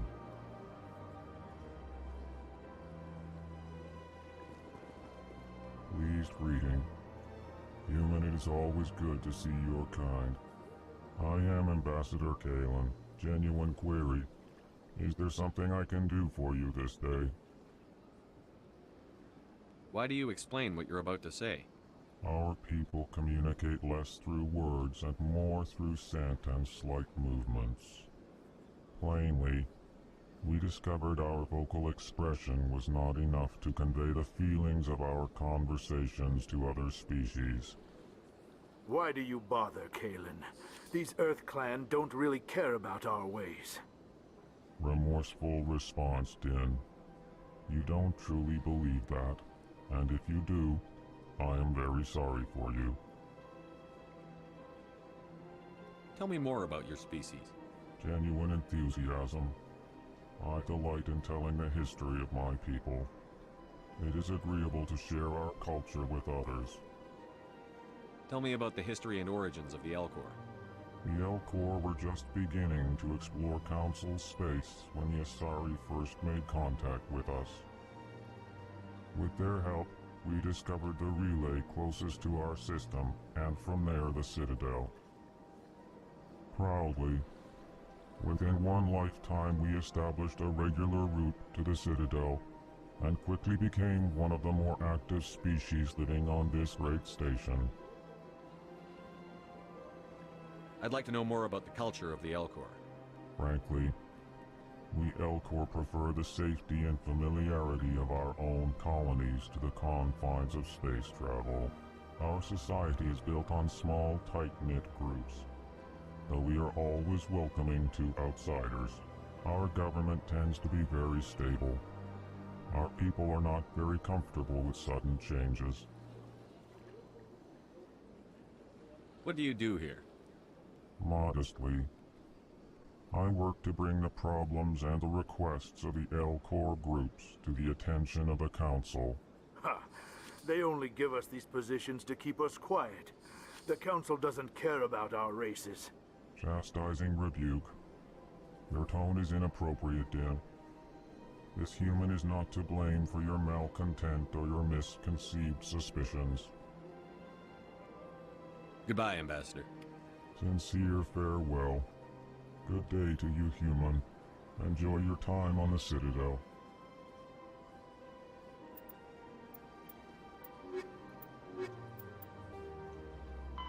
The Elcor are a Citadel species native to the high-gravity world Dakuna. They are massive creatures, standing on 4 muscular legs for increased stability. Elcor move slowly, an evolved response to an environment where a fall can be lethal. This has colored their psychology, making them deliberate and conservative. Elcor speech is ponderous and monotone. Among themselves, scent, slight movements, and sub-vocalized infrasound convey shades of meaning that make a human smile seem as subtle as a fireworks display. Since their subtlety can lead to misunderstandings with other species, the Elcor often go out of their way to clarify when they are being sarcastic, amused, or angry. Dakuna's high gravity impedes mountain formation, Most of the world consists of flat, open plains, which prehistoric Elcor wandered across in small family bands. Modern Elcor still prefer open sky, and can become restless and uncomfortable on long starship journeys. EarthClan, you are in the wrong place, I think. Your ambassador is next door in the large office. Chastising remark. Don't be so rude, Din. At least introduce yourself. I am Din Korlak, Volus ambassador. Is there something I can do for you, EarthClan? You seem to have a bit of a chip on your shoulder, Din.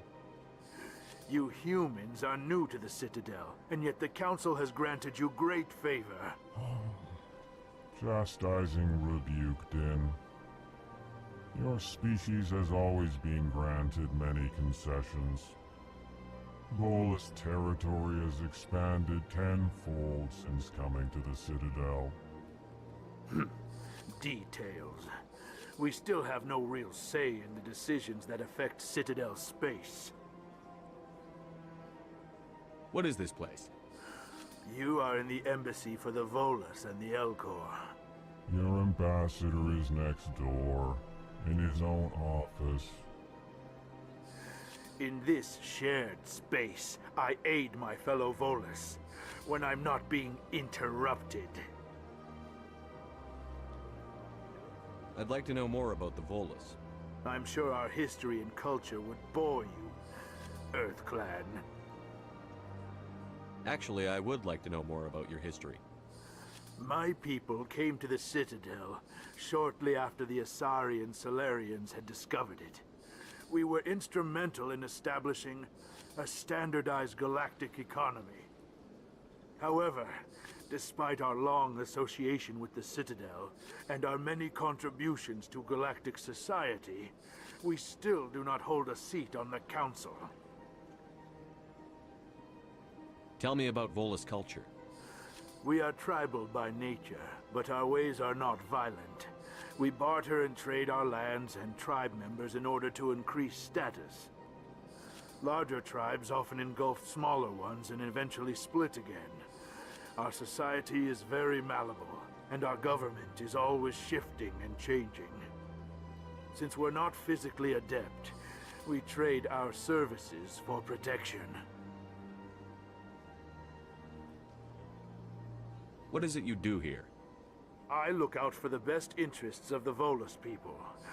No easy task considering how often we are overlooked by the Council. Chastising rebuke, Din. The Council favors your species greatly. You are naive. The EarthClan will be invited to the Council long before our species will. Why aren't the Volus or Elcor part of the Council? All species must prove themselves before they join the Council. All but the EarthClans, it would seem. Dismissive. Ignore the Volus ambassador, human. He is incorrect in his assessment. Really? How long have we been waiting? How long do you think we'll continue to wait? Bah, this talk is wasted on the humans. Goodbye, Ambassador. Yes, yes. Good day, EarthClan.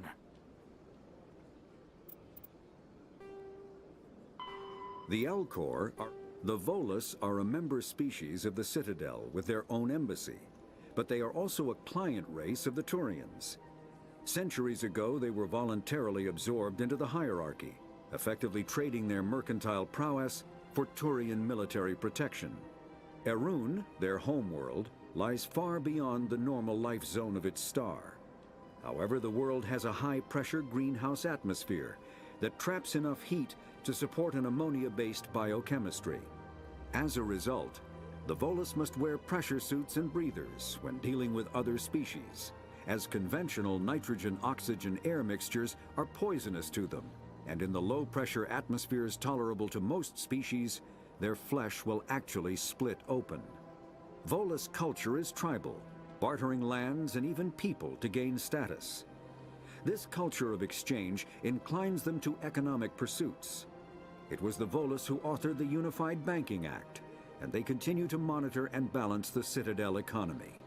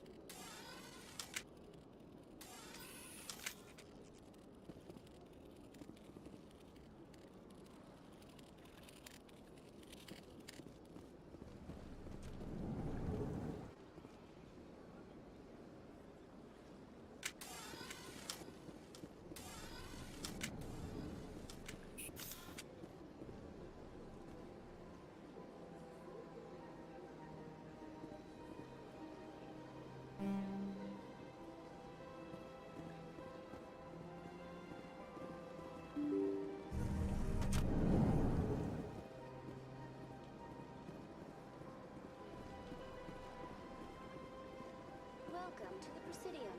Allow me to be your guide.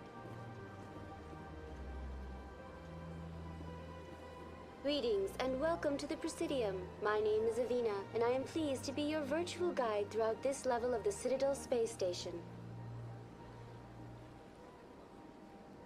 So are you a person or a program? I am a fully interactive virtual intelligence, programmed to provide spontaneous guidance at predetermined locations of interest throughout this level of the Citadel. I may also be contacted through any of the Presidium VI terminals, should you require assistance. Give me the tour. You are standing at Presidium Tourism Terminal 1. On either side of this lobby are the embassies of the various Citadel races, along with CSEC headquarters. On the far end of this level, you can see the Citadel Tower, where the Council meets regularly to discuss matters of interstellar importance. What can you tell me about the Citadel Council? Originally, the Council consisted of representatives from the Asari and Solarians, the two dominant species in Citadel space. Roughly 1,304 galactic standard years ago, Turians were invited to join the Council in recognition of the role they played during the Krogan Rebellion. Since then, the three Council races have worked together to ensure the peaceful coexistence of the galactic community, while preserving individual autonomy for each species. It can't be as simple as that. There must be problems somewhere in the system. I am not programmed to make that kind of qualified judgment.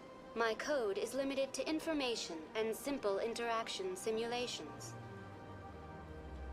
I want to know more about Citadel security. Citadel security serves as law enforcement for all regions of the Citadel, though the majority of officers serve in the wards. Executor Palin, a Turian, is the current head of CSEC, but individuals from virtually every species across Citadel space serve as officers beneath him. If you wish to learn more, Executor Palin's office is located in the CSEC headquarters just across the lobby. Tell me about the embassies. Each species in Citadel space important enough to be consulted on matters of galactic politics maintains an embassy on the Presidium. The Volus were the first non-council species to be granted an embassy, roughly 2,384 galactic standard years ago. As Citadel space has expanded, more embassies have been added. The most recently added embassy belongs to your own species, humanity. It was added 19 galactic standard years ago, despite some rather vocal opposition.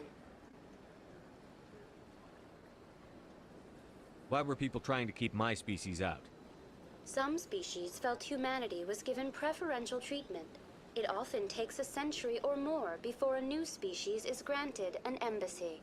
The Council gave a great deal of thought to this matter. In the end, they decided humanity's impact on Citadel space was significant enough to warrant an embassy. Do you agree with their decision? I am not programmed to make that kind of qualified judgment. My code is limited to information and simple interaction simulations. How come the Volus were the first species given an embassy?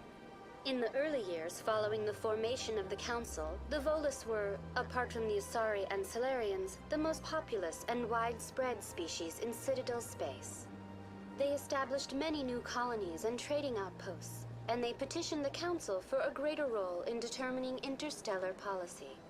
In recognition of their work to expand interstellar trade and establish a standardized galactic economy, the Volus were granted an embassy here on the Citadel.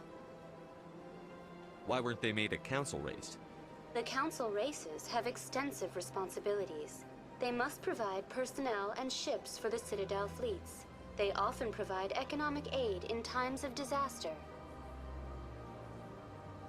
It would be unfair to demand such an enormous burden of a species unable to meet these obligations. The embassies allow lesser species to have a voice on the Citadel. That's pretty damn arrogant. I apologize if my personality has offended you. Please submit all formal complaints in writing to the Citadel Tourist and Visitor Board. Do you know anything about Spectres? The term Spectre is derived from the branch of Special Tactics and Reconnaissance. Each Spectre agent is handpicked by the Council. Their primary role is preserving galactic stability and resolving volatile situations that cannot be handled through normal political channels. In this role, they are granted extraterritorial rights and jurisdictions. Spectres answer to no law or authority except the Council itself.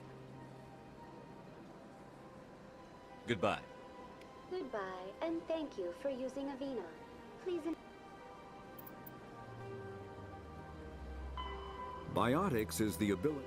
A virtual intelligence is an advanced form of user interface software.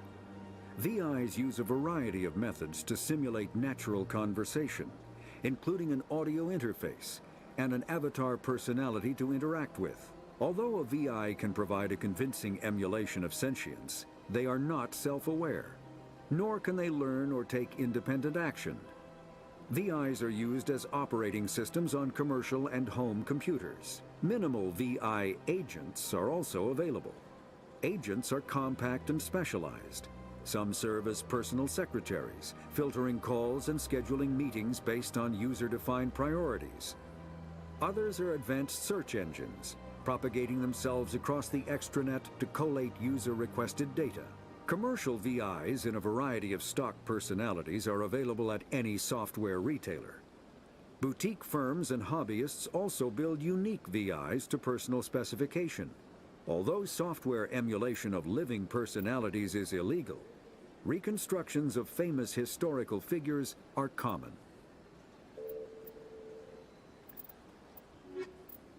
Enjoy your visit to the Citadel.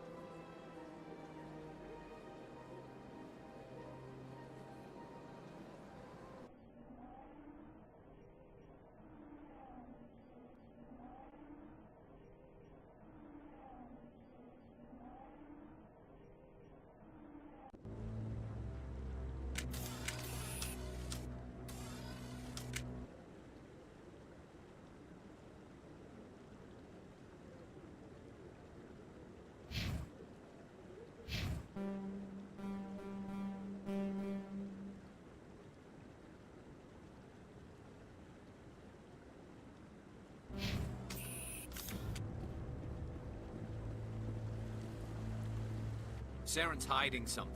Give me more time. Stall them. Stall the Council? Don't be ridiculous. Your investigation is over, Garrus.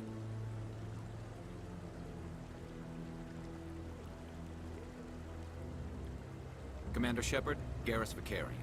I was the officer in charge of the C-Sec investigation into Saren.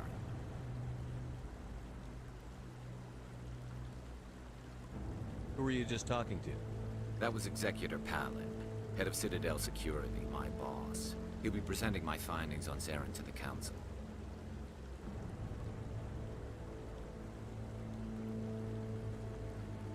Sounds like you really want to bring him down. I don't trust him. Something about him rubs me the wrong way. But he's a Spectre. Everything he touches is classified. I can't find any hard evidence. I think the Council's ready for us, Commander. Good luck, Shepard. Maybe they'll listen to you.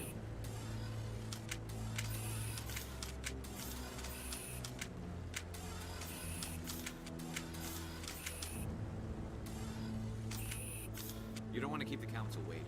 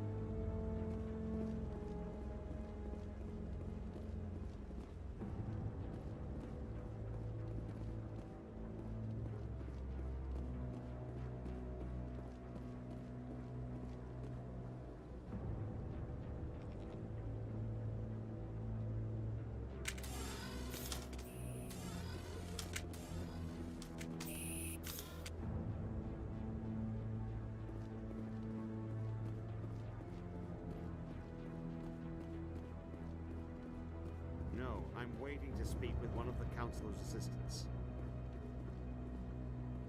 Commander?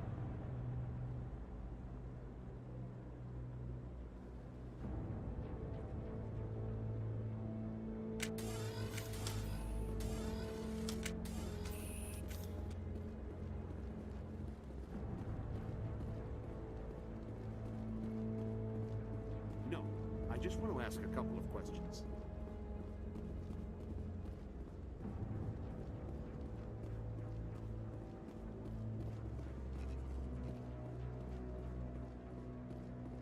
The hearing's already started. Come on.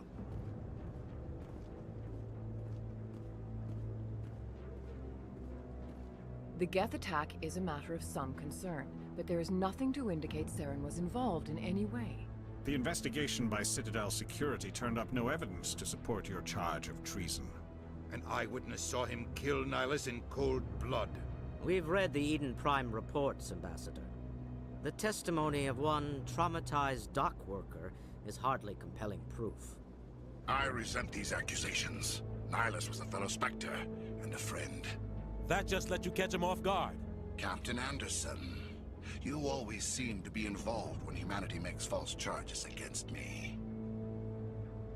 And this must be your protege, Commander Shepard, the one who let the beacon get destroyed. The mission to Eden Prime was top secret. The only way you could know about the beacon was if you were there. With Nihilus gone, his files passed on to me. I read the Eden Prime report. I was unimpressed. But what can you expect from a human? Saren despises humanity. That's why he attacked Eden Prime. Your species needs to learn its place, Shepard. You're not ready to join the Council. You're not even ready to join the Spectres. He has no right to say that. That's not his decision. Shepard's admission into the Spectres is not the purpose of this meeting. This meeting has no purpose. The humans are wasting your time, Counselor, and mine. Saren's hiding behind his position as a Spectre. You need to open your eyes. What we need is evidence. So far, we've seen nothing. There is still one outstanding issue. Commander Shepard's vision. It may have been triggered by the beacon. Are we allowing dreams into evidence now? How can I defend my innocence against this kind of testimony? I agree. Our judgment must be based on facts and evidence, not wild imaginings and reckless speculation. Do you have anything else to add, Commander Shepard? You've made your decision. I won't waste my breath.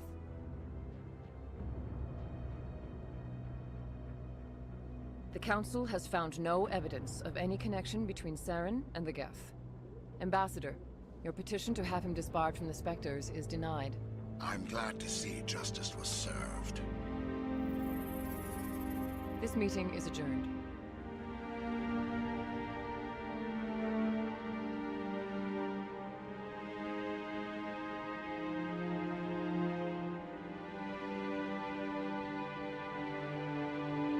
was a mistake bringing you into that hearing, Captain. You and Saren have too much history. It made the Council question our motives. I know Saren. He's working with the Geth for one reason. To exterminate the entire human race. Every colony we have is at risk. Every world we control is in danger. Even Earth isn't safe. Tell me about this history between you and Saren. I worked with him on a mission a long time ago. Things went bad. Real bad. We shouldn't talk about this here. But I know what he's like. And he has to be stopped. What's our next step? As a Spectre, he's virtually untouchable. We need to find some way to expose him. What about Garrus, that C-Sec investigator? We saw him arguing with the Executor. That's right. He was asking for more time to finish his report. Seems like he was close to finding something on Saren. Any idea where we could find him? I have a contact in C-Sec who can help us track Garrus down. His name is Harkin. Forget it. They suspended Harkin last month, drinking on the job. I won't waste my time with that loser. You won't have to. I don't want the Council using your past history with Saren as an excuse to ignore anything we turn up. Shepard will handle this. You can't just cut Captain Anderson out of this investigation. The Ambassador's right. I need to step aside. I need to take care of some business. Captain, meet me in my office later. Harkin's probably getting drunk at Cora's Den. It's a dingy little club in the lower section of the wards. Maybe there's another way to find evidence against Saren. You should talk to Barla Vaughn over in the financial district. Rumor has it he's an agent for the Shadow Broker. The Shadow Broker? An information dealer. Buys and sells secrets to the highest bidder. I've heard Barla Vaughn's one of the top representatives. He might know something about Saren, but his information won't come cheap. You and Saren have a history. What happened? About 20 years ago, I was part of a mission in the Skillian Verge. I was working with Saren to find and remove a known terrorist threat. Saren eliminated his target, but a lot of people died along the way, innocent people. And the official records just covered it all up. But I saw how he operates. No conscience, no hesitation. He'd kill 1,000 innocent civilians to end a war without a second thought. Killing innocents doesn't end wars, it causes them. I know how the world works, Commander. Sometimes you're forced to make unpleasant decisions. But only if there's no other way. Saren doesn't even look for another option. He's twisted, broken. He likes the violence, the killing. And he knows how to cover his tracks. Our ambassador doesn't seem to get along with the Council. He's just frustrated. The Council's always preaching that we need to be part of the galactic community. But for them, it's a one-way street. They want us to expand and settle unstable regions like the Skillian Verge and the Attican Traverse. But when we run into trouble, they don't want to help us out. Everyone knows it's only a matter of time until we get a seat on the Council. The Ambassador just thinks it should happen sooner rather than later. And I agree. You and Saren have a history. About 20 years. But I saw how he operates. No conscience. No hesitation. He'd kill 1,000 innocent civilians to end a war. You don't think much of Harkin. The guy joined C-Sec about 20 years ago. He's been an embarrassment to our species ever since. Roughing up suspects in custody, bribery accusations, alcohol and drug use. The embassy used to step in when he got in trouble. But I guess enough was enough. The guy's a scumbag. He should have been cut loose a long time ago. He was one of the first human C-Sec officers. Guess it would have looked bad if he got fired. A lot of backroom deals were worked out over the years to keep him on the force. Politics is a dirty business sometimes, but it looks like his time's run out. We've got enough humans in C-Sec now to stop protecting him. I thought this embassy was supposed to help humans. Harkin may be human, but he's also an ass. He's had more than his share of chances. If the embassy wasn't protecting him, he would have been fired 15 years ago. C-Sec is better off without him. I want to know more about the Spectres. They're not your typical government agency. They tend to work alone, behind the scenes. They take care of problems the Council can't. It's not easy preserving peace across an entire galaxy. The Council prefers to use diplomacy and negotiation. But sometimes more extreme measures are needed. How do they decide who becomes a Spectre? You can't just apply to join. There's no training program. Spectres aren't made. They're born. The Council's always looking for exceptional individuals. People who can get the job done, like you. They've been watching you for years. They see something in you. They want you on their side. Nihilus was supposed to give them a final recommendation, but with him gone, things are still up in the air. What's their command structure like? There is no command structure. Each Spectre answers directly to the Council. Sometimes they're sent on specific missions. Other times, they act on their own. They tend to operate outside the law, do whatever it takes to accomplish their goals. The Council just turns a blind eye. Spectres have a lot of power, Shepard. They sound like shadow operatives. Everything about them is classified. We don't even know how many there are. The latest Alliance estimate puts their numbers under 100. But the Council couldn't do its job without them. They're the Citadel's top agents, the last line of defense, the final option before open war. The entire galaxy respects and fears them. If a Spectre shows up, you know something big is about to happen. What happens when a Spectre goes rogue, like Saren? It doesn't happen often. The Council is careful when they select their candidates. But when something does go wrong, there's usually only one solution. Send another Spectre to bring the rogue agent down. Tell me about Barlavan. He specializes in moving large sums of money without leaving a paper trail. A financial genius, doesn't do anything illegal, but he knows all the loopholes. He's got an impressive client list. Ambassadors, diplomats, Spectres. That's probably why the Shadow Broker uses him. Tell me more about the Shadow Broker. He's a necessary evil of galactic politics. Buying and selling information is a part of the game, and the Shadow Broker just happens to be the best player on the field. Always sells to the highest bidder. Doesn't get involved in politics, doesn't pick sides. A simple system, but it works. He's not a threat to anyone, not directly. He's just a resource we can use, or she is. Or maybe they are. Nobody really knows. I should go. Good luck, Shepard. I'll be over in the Ambassador's office if you need anything else.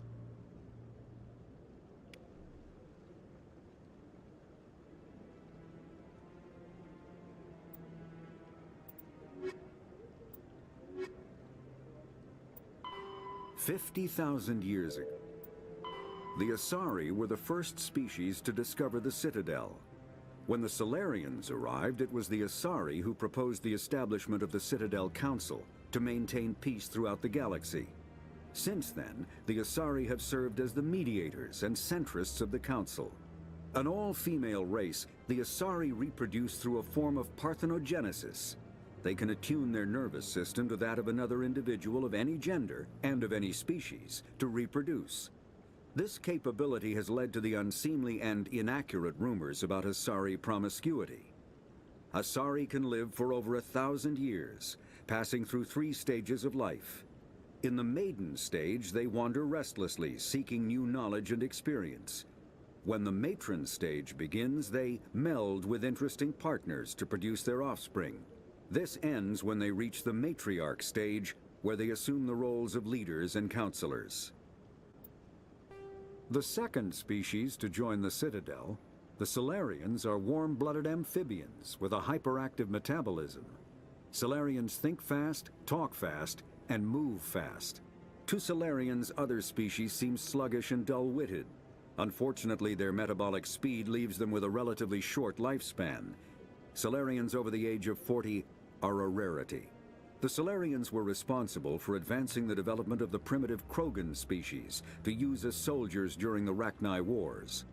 They were also behind the creation of the genophage bioweapon the Turians used to quell the Krogan rebellions several centuries later.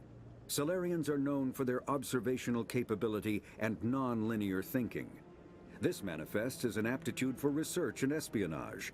They are constantly experimenting and inventing, and it is generally accepted that they always know more than they are letting on.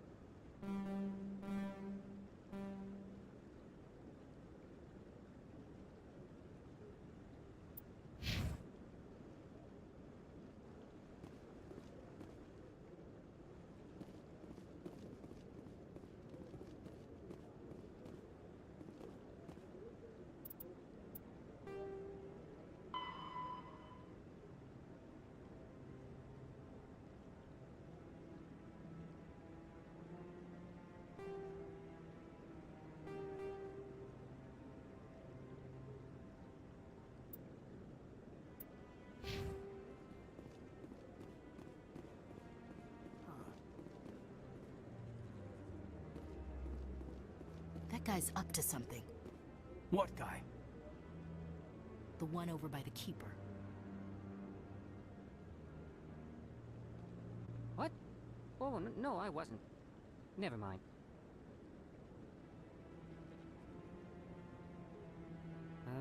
Yes, is there something you want? Why are you so interested in the Keepers?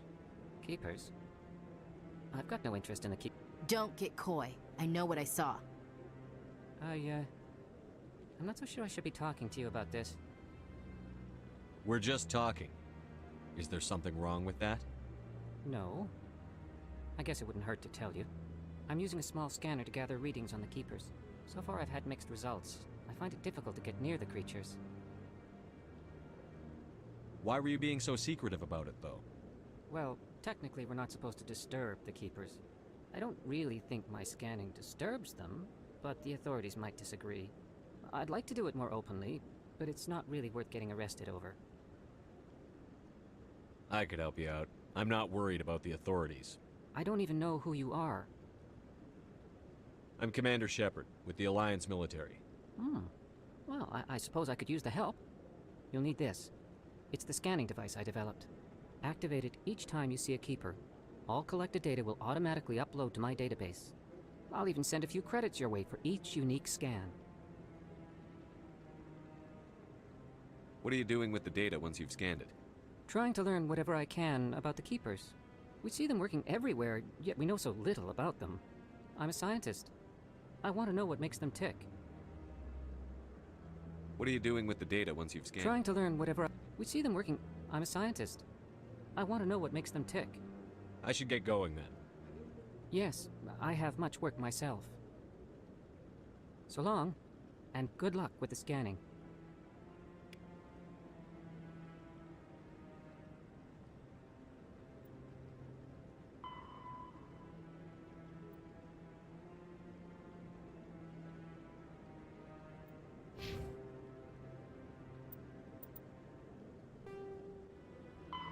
The Elcor are when the Asari discovered the Citadel, they also discovered the Keepers, a docile, multi-limbed insect race that seemingly exists only to maintain and repair the Great Prothean Station. Early attempts to communicate with or study the Keepers were failures, and it is now illegal to interfere with or impede Keeper activity. Because they are completely non-threatening, Keepers have become virtually invisible to everyone else. Similarly, they seem indifferent to other species, except for their tendency to help new arrivals integrate themselves into the Citadel. No matter how many Keepers die due to old age, violence, or accident, they maintain a constant number. No one has discovered the source of new Keepers, but some hypothesize they are genetic constructs. Biological androids created somewhere deep in the inaccessible core of the Citadel itself.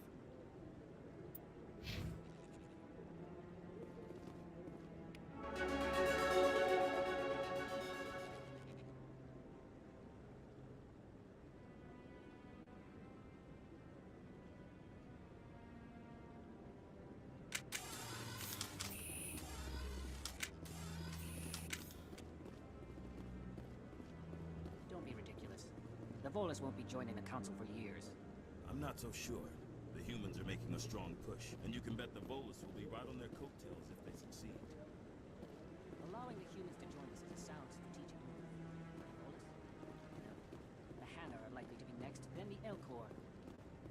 You may be right, though the Hanar need to lighten up a bit first.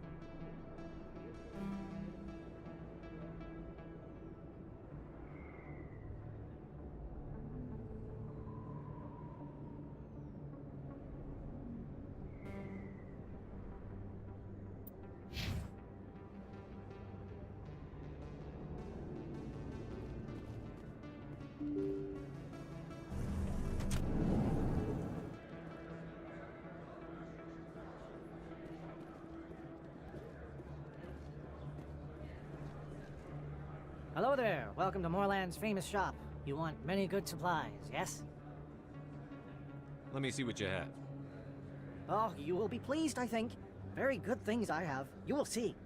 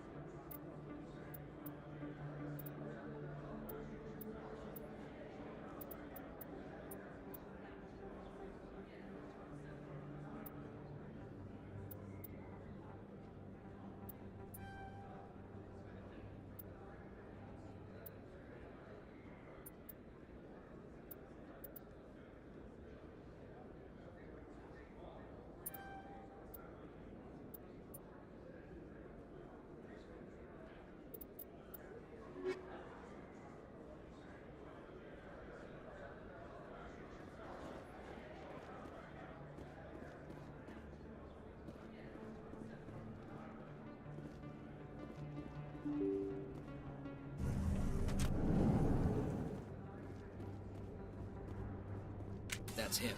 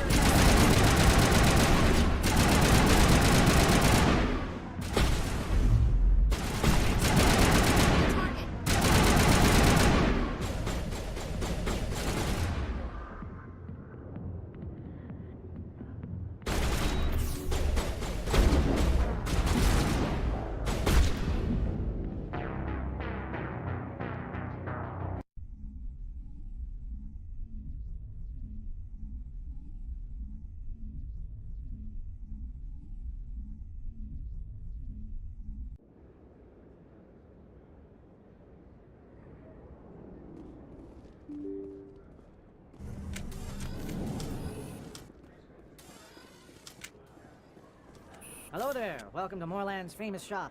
You want many good supplies? Oh, you will be pleased, I think. Very good things I have.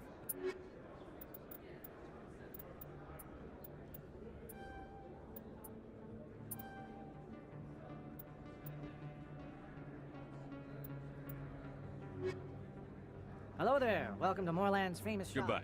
Yes, all right then. Good tidings to you, human. Hello there. Welcome to Moorland's famous shop. Oh, you will be pleased, I think. Very good things I have. You will see.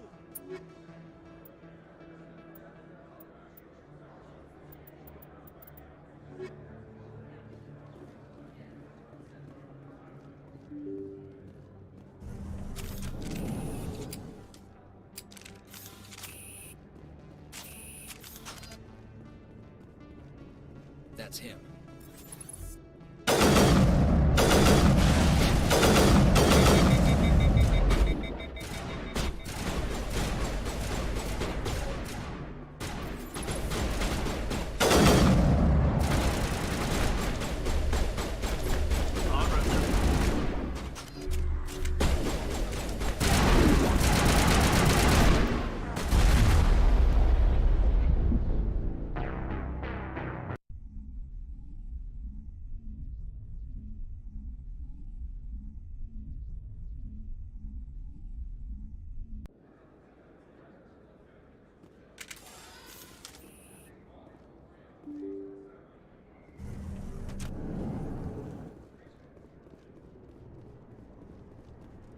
That's him.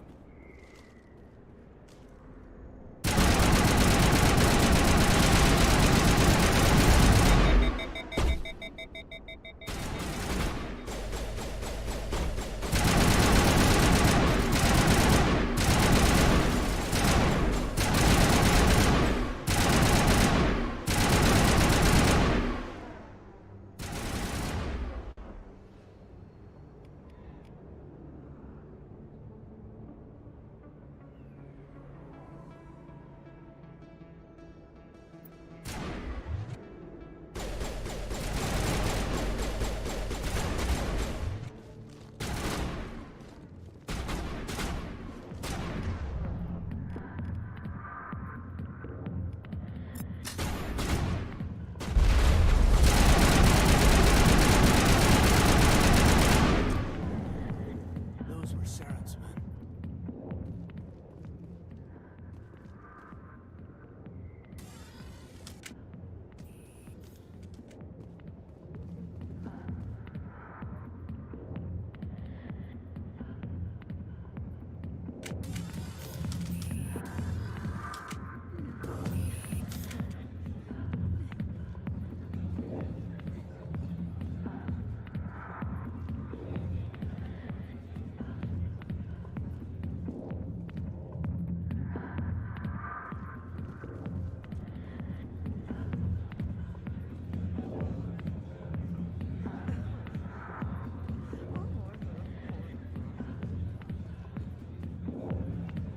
Sorry, I'll get to you when I can.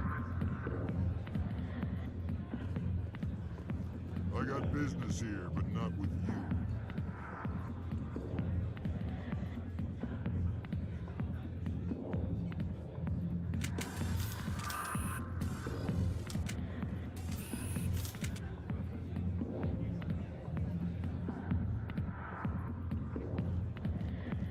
Not now.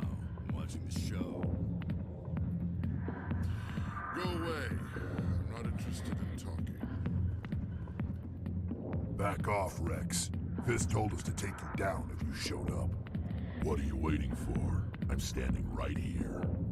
This is Fist's only chance. If he's smart, he'll take it. He's not coming out, Rex. End of story. This story is just beginning. Out of my way, humans. I have no quarrel with you. What was that all about? Who knows? Let's just try not to get caught in the middle.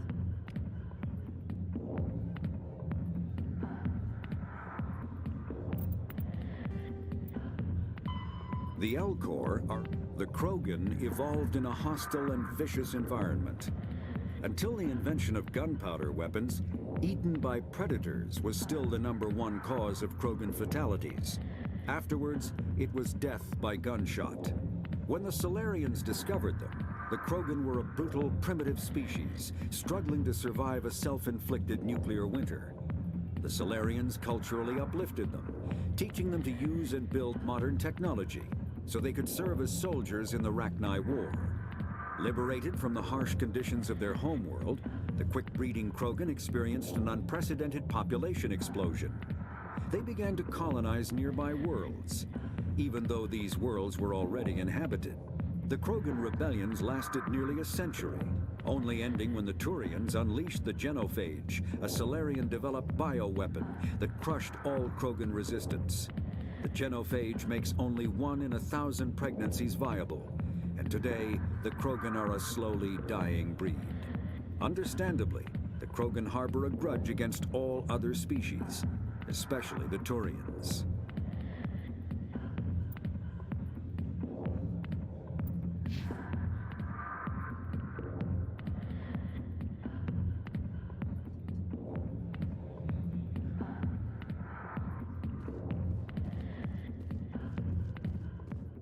The back rooms are private, reserved for Fist and his friends.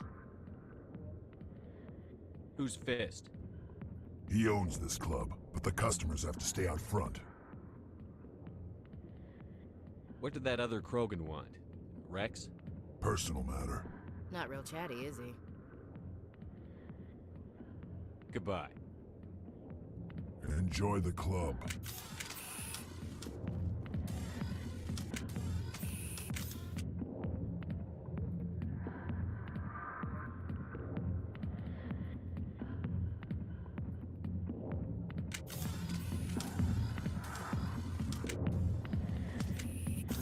Alliance military. I could have been a Marine, you know. Instead, I joined the goddamn Citadel Security. Biggest mistake of my life. Harkin, right? I was told you could help me find someone. A Turian CSEC officer named Garrus. Garrus? You must be one of Captain Anderson's crew. Poor bastard, still trying to bring Saren down, eh? I know where Garrus is. But you gotta tell me something first. Did the captain let you in on his big secret? Is there something I should know about the captain? The captain used to be a Spectre. Didn't know that, did you? It was all very hush-hush. The first human ever given that honor, and then he blew it. Screwed up his mission so bad they kicked him out. Of course, he blames Saren. Says the Turians set him up. Why'd they kick him out? Have to ask him. I never heard any of the details. Bet it's a good story, though. The hero's fall. Classic tragedy. You said they covered all this up. How'd you hear about it? I spent 20 years working cases here on the Citadel. People on this station love to talk. Secrets are like herpes. If you got them, you might as well spread them around.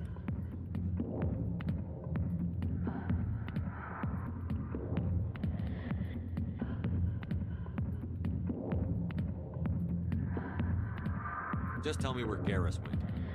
Garrus was sniffing around Dr. Michelle's office. She runs the med clinic on the other side of the wards. Last I heard, he was going back there. How well do you know Captain Anderson? Met him a few times over the years. One of those hardcore military guys. Yes, sir. No, sir. Can't have any fun with a stick up your ass, sir. That's probably why he climbed the Alliance ranks so fast. The military loves brown-nosers. The captain's a good soldier. Sure, whatever. Dress him in a fancy suit, pin some shiny medals on his chest, and call him a hero. Everybody else does. But if he's so great, why'd the Spectres kick him out? Why don't you go ask him about that? You need to look in a mirror. Sober up and take some responsibility for yourself. Save your sermons. This ain't no church. What's it like working for CSEC? You mean, what was it like? The executor suspended me without pay. Recurring violations. CSEC was keeping a file on me. Can you believe that? Every mistake I ever made went into the books. Get a little rough with a suspect, note in the file. Have a couple of drinks on duty, note in the file. Skim a couple of credits off a drug bust, note in the file. It's a goddamn witch hunt. You got off easy, if you ask me. What the hell do you know? Working for CSEC isn't like being a Marine. People get pissed off if we shoot somebody. Investigations, inquiries, rules, regulations. Every day I plow through enough red tape to choke a rhino. That's how you gotta be to do this job. So don't talk to me about right and wrong. You soldiers got it easy. What do you know about Garrus? Damn hothead is what he is. Still figures he can save the world. Always bucking heads with the Executor. He'll pay for it soon enough. The Executor loves to put us lowly field agents in our place. Just look what happened to me. I'm out of here. Yeah, good. Go. Let me drink in peace.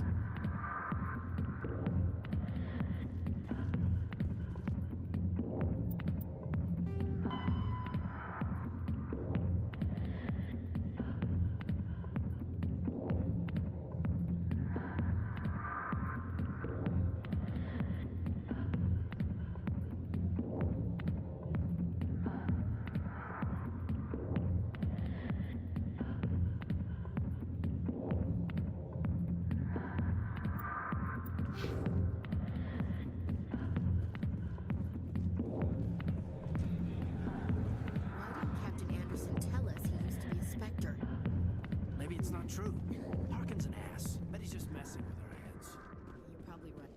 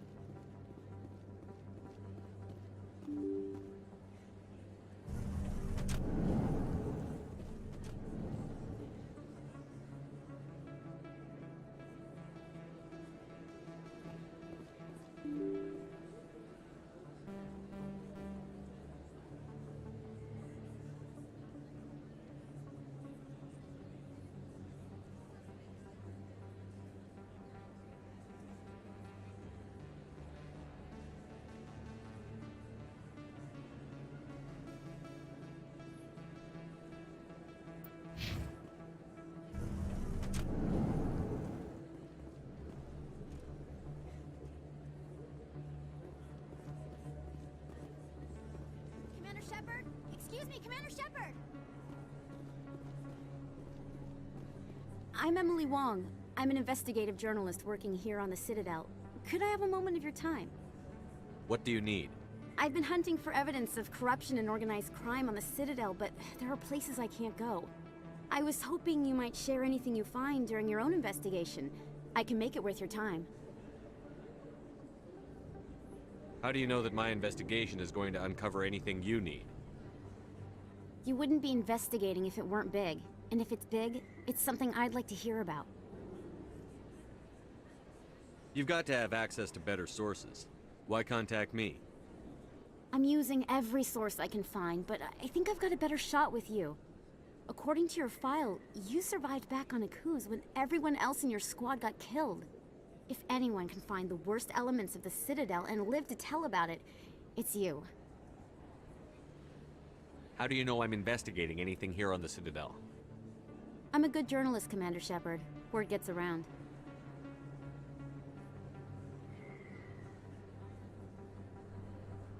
Sounds like a good cause. If I find any information, it's yours. Thank you, Commander. You won't regret it.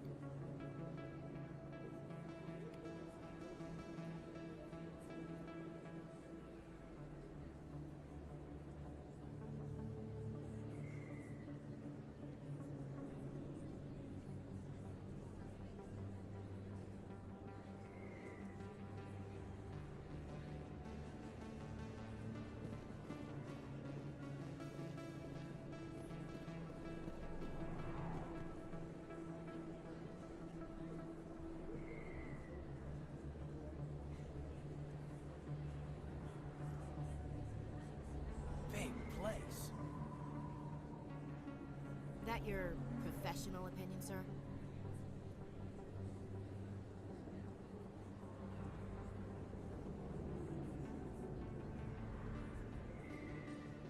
This isn't a station. It's a city. There must be millions here. It can't be possible to track everyone coming and going. This makes Jump Zero look like a porta-john, and it's the largest deep space station the Alliance has. Jump Zero is big, but this is a whole nother scale. Look at the ward arms. How do they keep all that mass from flying apart? The Council represents more races than I thought. No wonder they're careful with newcomers. They probably just want to keep everything running. It has to be hard keeping all these cultures working together. Or maybe they just don't like humans. Why not? We've got oceans, beautiful women, this emotion called love. According to the old vids, we have everything they want. If you expect to get me in a tinfoil miniskirt and thigh-high boots, I want dinner first. Sir. That will be enough, Chief. At ease, Lieutenant. Can't see her in a skirt anyway. Damn straight you can't. Ready to move out, sir.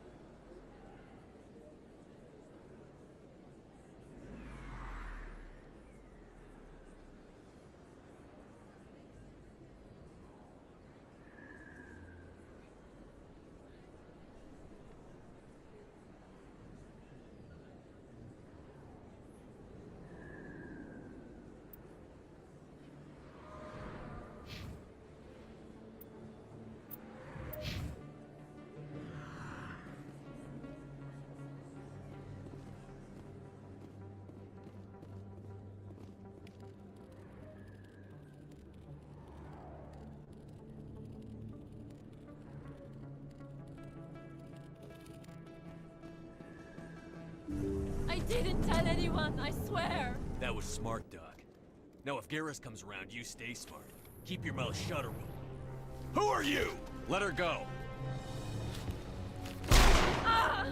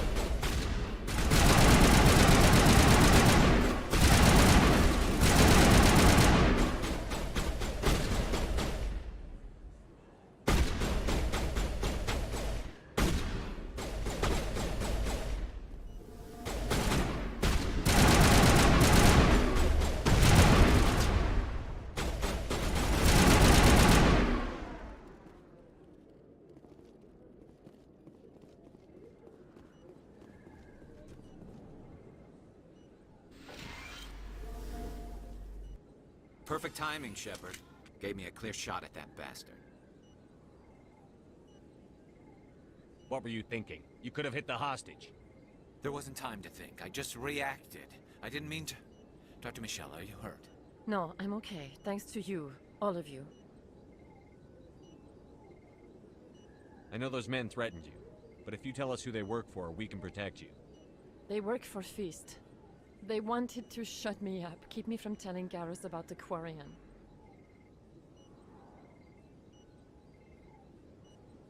Does this have anything to do with the investigation into Saren?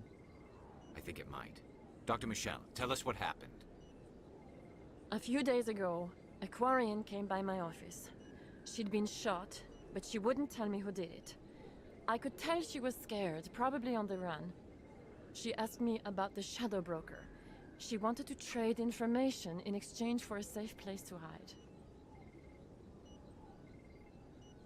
Where is she now? I put her in contact with Fist. He's an agent for the Shadow Broker. Not anymore. Now he works for Saren. And the Shadow Broker isn't too happy about it. Fist betrayed the Shadow Broker? That's stupid even for him. Saren must have made him quite the offer. That Quarian must have something Saren wants. Something worth crossing the Shadow Broker to get. What else can you tell me about the Quarian? I'm not sure. Like I said, she wanted to trade information for a place to hide. She didn't... Wait a minute. Geth. Her information had something to do with the Geth. She must be able to link Saren to the Geth. There is no way the Council can ignore this. Time we paid Fist a visit. This is your show, Shepard. But I want to bring Saren down as much as you do. I'm coming with you. You're a Turian. Why do you want to bring him down? I couldn't find the proof I needed in my investigation, but I knew what was really going on. Saren is a traitor to the Council and a disgrace to my people. Welcome aboard, Garrus. You know, we aren't the only ones going after Fist. The Shadow Broker hired a Krogan bounty hunter named Rex to take him out. Yeah, we saw him in the bar. A Krogan might come in handy. Last I heard, he was at the C-Sec Academy. What's he doing there? Fist accused him of making threats. We brought Rex in for a little talk. If you hurry, you can catch him at the Academy before he leaves. Move out.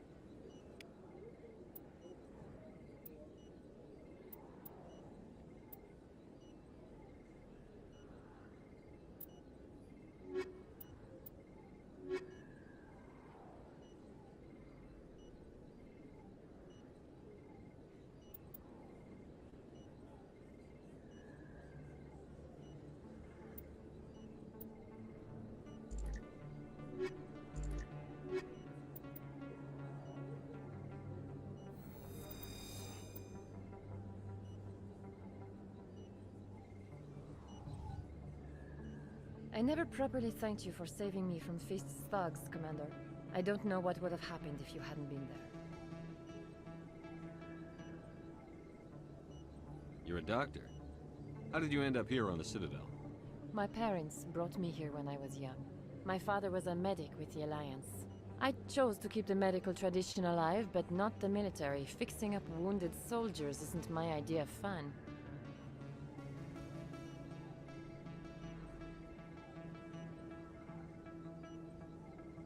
Let me take a look at what you have for sale. Of course.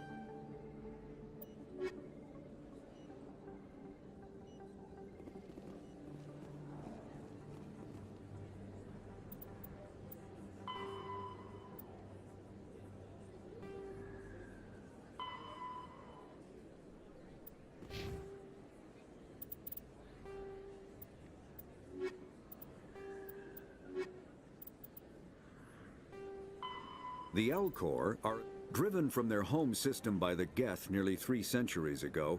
Most Quarians now live aboard the Migrant Fleet, a flotilla of 50,000 vessels ranging in size from passenger shuttles to mobile space stations. Home to 17 million Quarians, the flotilla understandably has scarce resources. Because of this, each Quarian must go on a rite of passage known as the Pilgrimage when they come of age.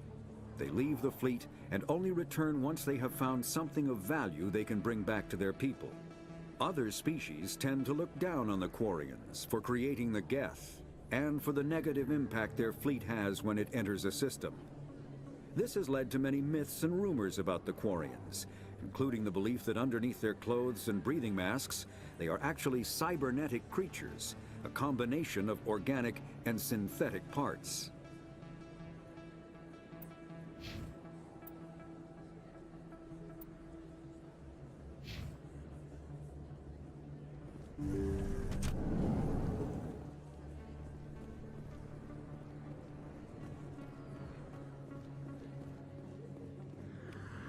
Don't kid yourself. It's even bigger than it looked. How would you know? I got a tour. One of 500 to see the Ascension from the inside out. Really? Took almost 6 hours and we only saw 1/10 of the ship. I even got to meet the commander. Matriarch Ladanya. You met her? Well, she addressed everyone on the tour, but I got pretty close to her. Huh, just look at that ship. You'd have to be stupid to mess with that. Very true. She's got almost as much firepower as the rest of the Asari fleet combined. Hopefully, she'll never need to use it.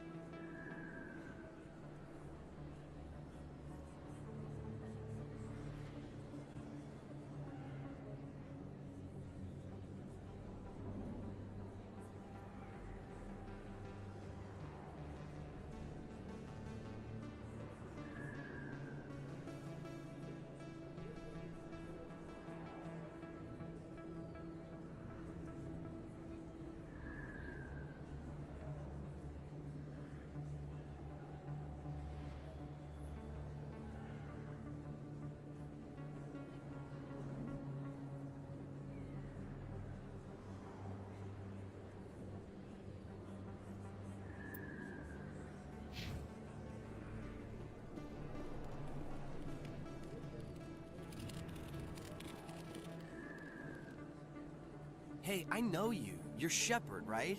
I saw the monument at Akuz. They got a whole section about you there. It's a miracle you survived. Looks like you have a fan. I'm sorry, I just never thought I'd meet someone like you in person. My name's Lang, Officer Eddie Lang, Citadel Security. It's an honor to meet you, Commander. What are you doing down here in the wards? Anything I can help you with?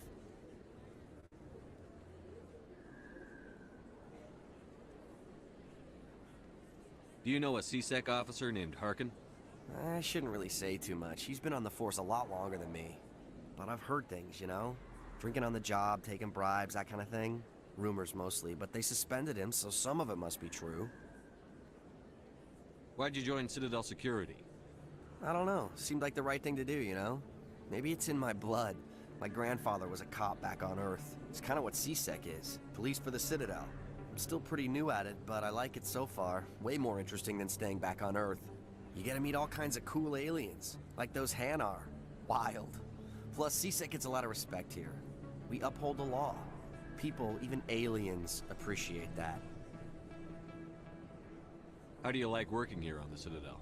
This place is amazing. I've been here almost a year, and I still haven't seen a tenth of it. The Presidium's just so beautiful. Good place to go and relax. But I really like it here down in the wards. There's always something going on somewhere. Like that new club they just opened a few months ago, Flux. Wicked scene in there, Commander. You should check it out when you have some time. What do you know about the Spectres? Just the stuff they show in the vids. They always make them out to be super agents on secret missions to save the galaxy. I know it's not really like that, though. Some of the other C-Sec guys don't like them too much. Figure they shouldn't be able to operate outside the law. But if they were so bad, the Council wouldn't use them, right? I have to go. Right. You're probably real busy. Well, see you around, Commander.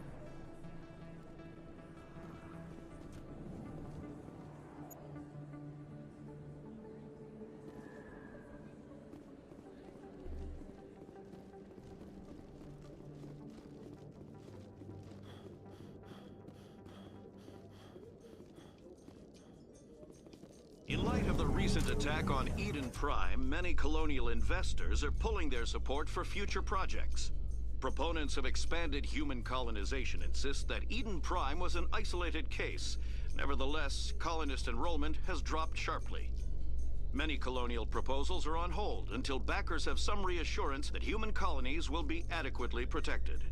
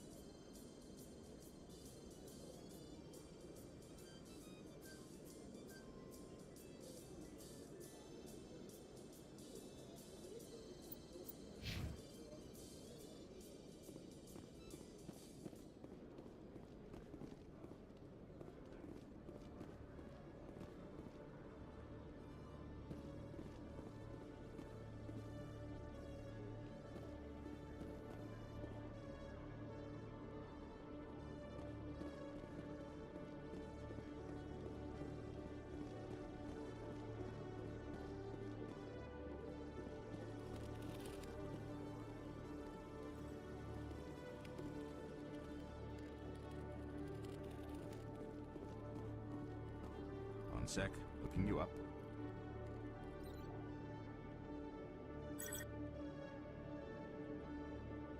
Commander Shepard, here with the Alliance military. First time on the Citadel, that about right? How did you know all that? I'm the C-Sec requisitions officer. I need to make sure our buyers are authorized. So, will you be purchasing anything today, Commander Shepard? Show me what you've got. Excellent. I hope you find what you're looking for.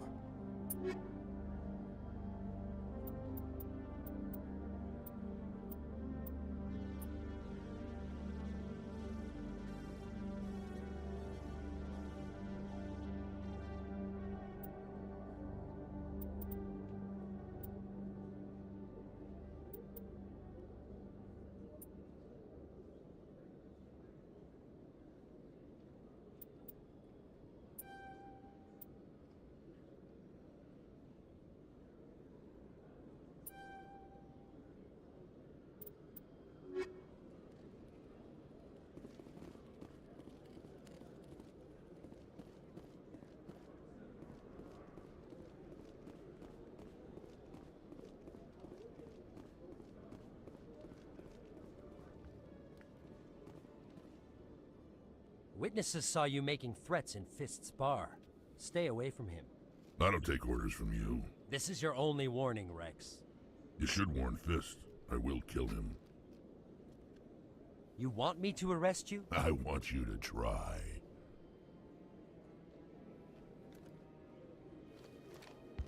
Go on. Get out of here. Do I know you, human? My name's Shepard. I'm going after Fist. Thought you might want to come along. Shepard. Commander Shepard. I've heard a lot about you. We're both warriors, Shepard. Out of respect, I'll give you a fair warning. I'm going to kill Fist. Fist knows you're coming. We'll have a better chance if we all work together. My people have a saying. Seek the enemy of your enemy, and you will find a friend. Glad to have you on the team, Rex. Let's go. I hate to keep Fist waiting.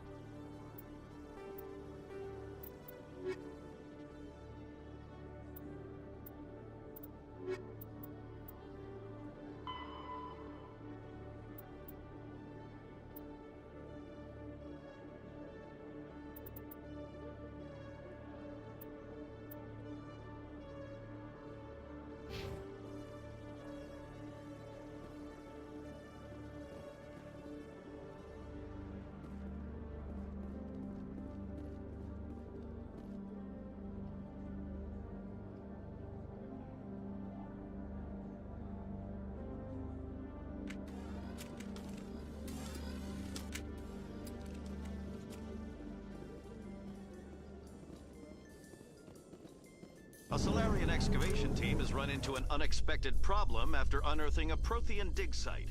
Hanar protesters have blockaded the dig site, claiming that artifacts of the Enkindlers, as the Hanar call them, should not be disturbed.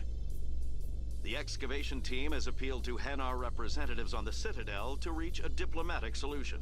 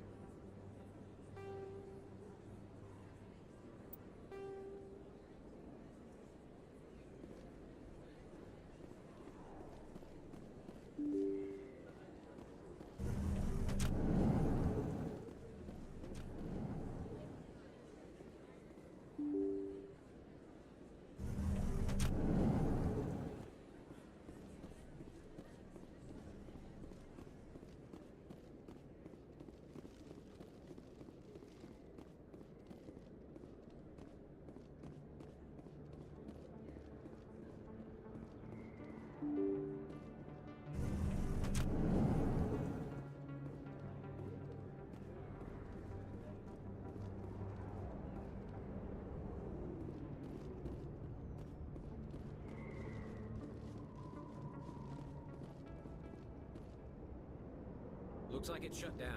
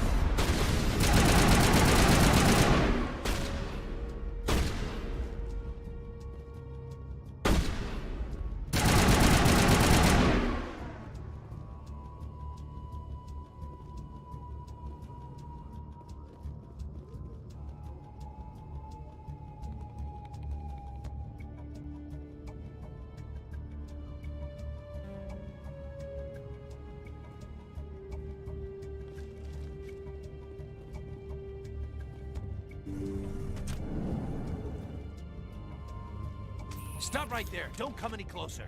Warehouse workers. All the real guards must be dead. Stay back, or we'll shoot.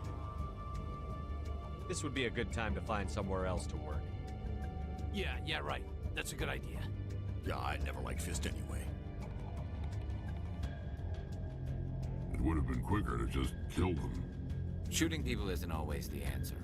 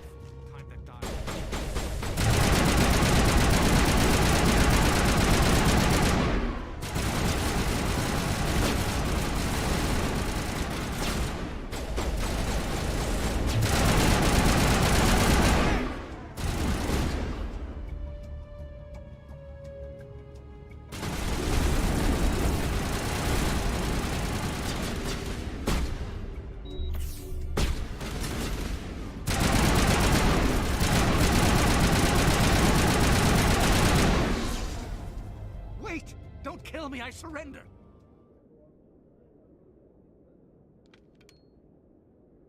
Where's the Quarian? She's not here. I don't know where she is. That's the truth. He's no use to you now. Let me kill him. Wait. I don't know where the Quarian is, but I know where you can find her. The Quarian isn't here. Said you'd only deal with the Shadow Broker himself. Face to face? Impossible. Even I was hired through an agent. Nobody meets the Shadow Broker, ever. Even I don't know his true identity. But she didn't know that. I told her I'd set a meeting up. But when she shows up, it'll be Saren's men waiting for her. Give me the location. Now. Here on the wards, the back alley by the markets.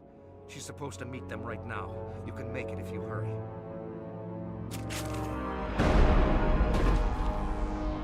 What are you doing? The Shadow Broker paid me to kill him. I don't leave jobs half done. We don't shoot unarmed prisoners. How many people died because of him? He brought this on himself. Besides, we have more pressing concerns. That Quarian's dead if we don't go now.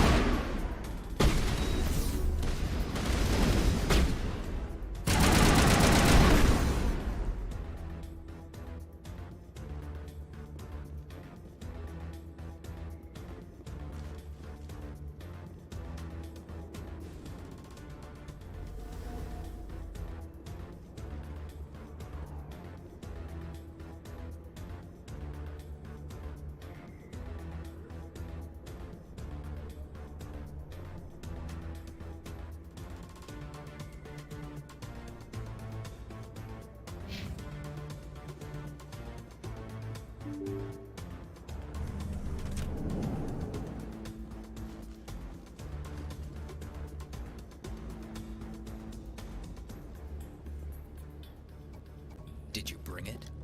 Where's the Shadow Broker? Where's Fist? They'll be here. Where's the evidence? No way. The deal's off.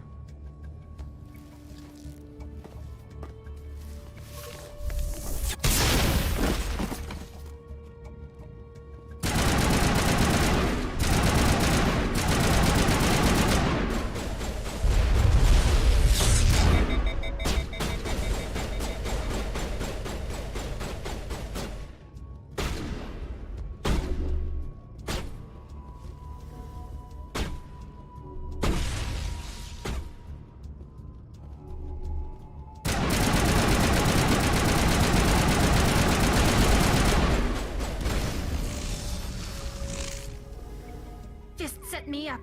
I knew I couldn't trust him. Were you hurt in the fight? I know how to look after myself. Not that I don't appreciate the help. Who are you? My name's Shepard. I'm looking for evidence to prove Saren's a traitor. Then I have a chance to repay you for saving my life. But not here. We need to go somewhere safe. We could take her to the human embassy. Your ambassador will want to see this anyway.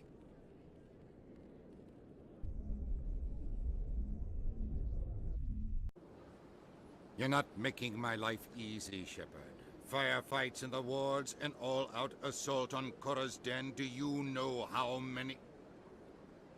Who's this? A Quarian? What are you up to, Shepard? Making your day, Ambassador. She has information linking Saren to the Geth.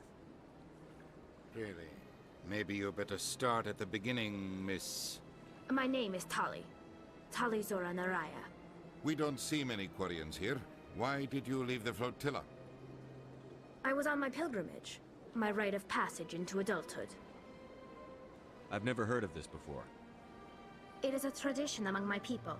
When we reach maturity, we leave the ships of our parents and our people behind. Alone, we search the stars, only returning to the flotilla once we have discovered something of value. In this way, we prove ourselves worthy of adulthood. What kinds of things do you look for? It could be resources like food or fuel, or some type of useful technology, or even knowledge that will make life easier on the flotilla. Through our pilgrimage, we prove that we will contribute to the community, rather than being a burden on our limited resources. Tell us what you found. During my travels, I began hearing reports of Geth. Since they drove my people into exile, the Geth have never ventured beyond the Veil. I was curious. I tracked a patrol of Geth to an uncharted world. I waited for one to become separated from its unit. Then I disabled it and removed its memory core. I thought the Geth fried their memory cores when they died. Some kind of defense mechanism. How did you manage to preserve the memory core? My people created the Geth. If you're quick, careful, and lucky, small caches of data can sometimes be saved. Most of the core was wiped clean, but I salvaged something from its audio banks. Eden Prime was a major victory. The beacon has brought us one step closer to finding the conduit. That's Saren's voice. This proves he was involved in the attack. He said Eden Prime brought him one step closer to finding the conduit. Any idea what that means? The conduit must have something to do with the beacon. Maybe it's some kind of Prothean technology. Like a weapon. Wait, there's more. Saren wasn't working alone. Eden Prime was a major victory. The beacon has brought us one step closer to finding the conduit. And one step closer to the return of the Reapers. I don't recognize that other voice, the one talking about Reapers. Are they some kind of new alien species? According to the memory core, the Reapers were a hyper-advanced machine race that existed 50,000 years ago. The Reapers hunted the Protheans to total extinction, and then they vanished. At least, that's what the Geth believe. Sounds a little far-fetched. The vision on Eden Prime. I understand it now. I saw the Protheans being wiped out by the Reapers. The Geth revere the Reapers as gods, the pinnacle of non-organic life, and they believe Saren knows how to bring the Reapers back. The Council is just going to love this. The Reapers are a threat to every species in Citadel space. We have to tell them. No matter what they think about the rest of this, those audio files prove Saren's a traitor. The Captain's right. We need to present this to the Council right away. What about her? The Quarian? My name is Tali. You saw me in the alley, Commander. You know what I can do. Let me come with you. I thought you were on your pilgrimage. The pilgrimage proves we are willing to give of ourselves for the greater good. What does it say about me if I turn my back on this? Saren is a danger to the entire galaxy. My pilgrimage can wait. I'll take all the help I can get. Thanks. You won't regret this. Anderson and I will go ahead to get things ready with the Council. Take a few minutes to collect yourself, then meet us in the tower.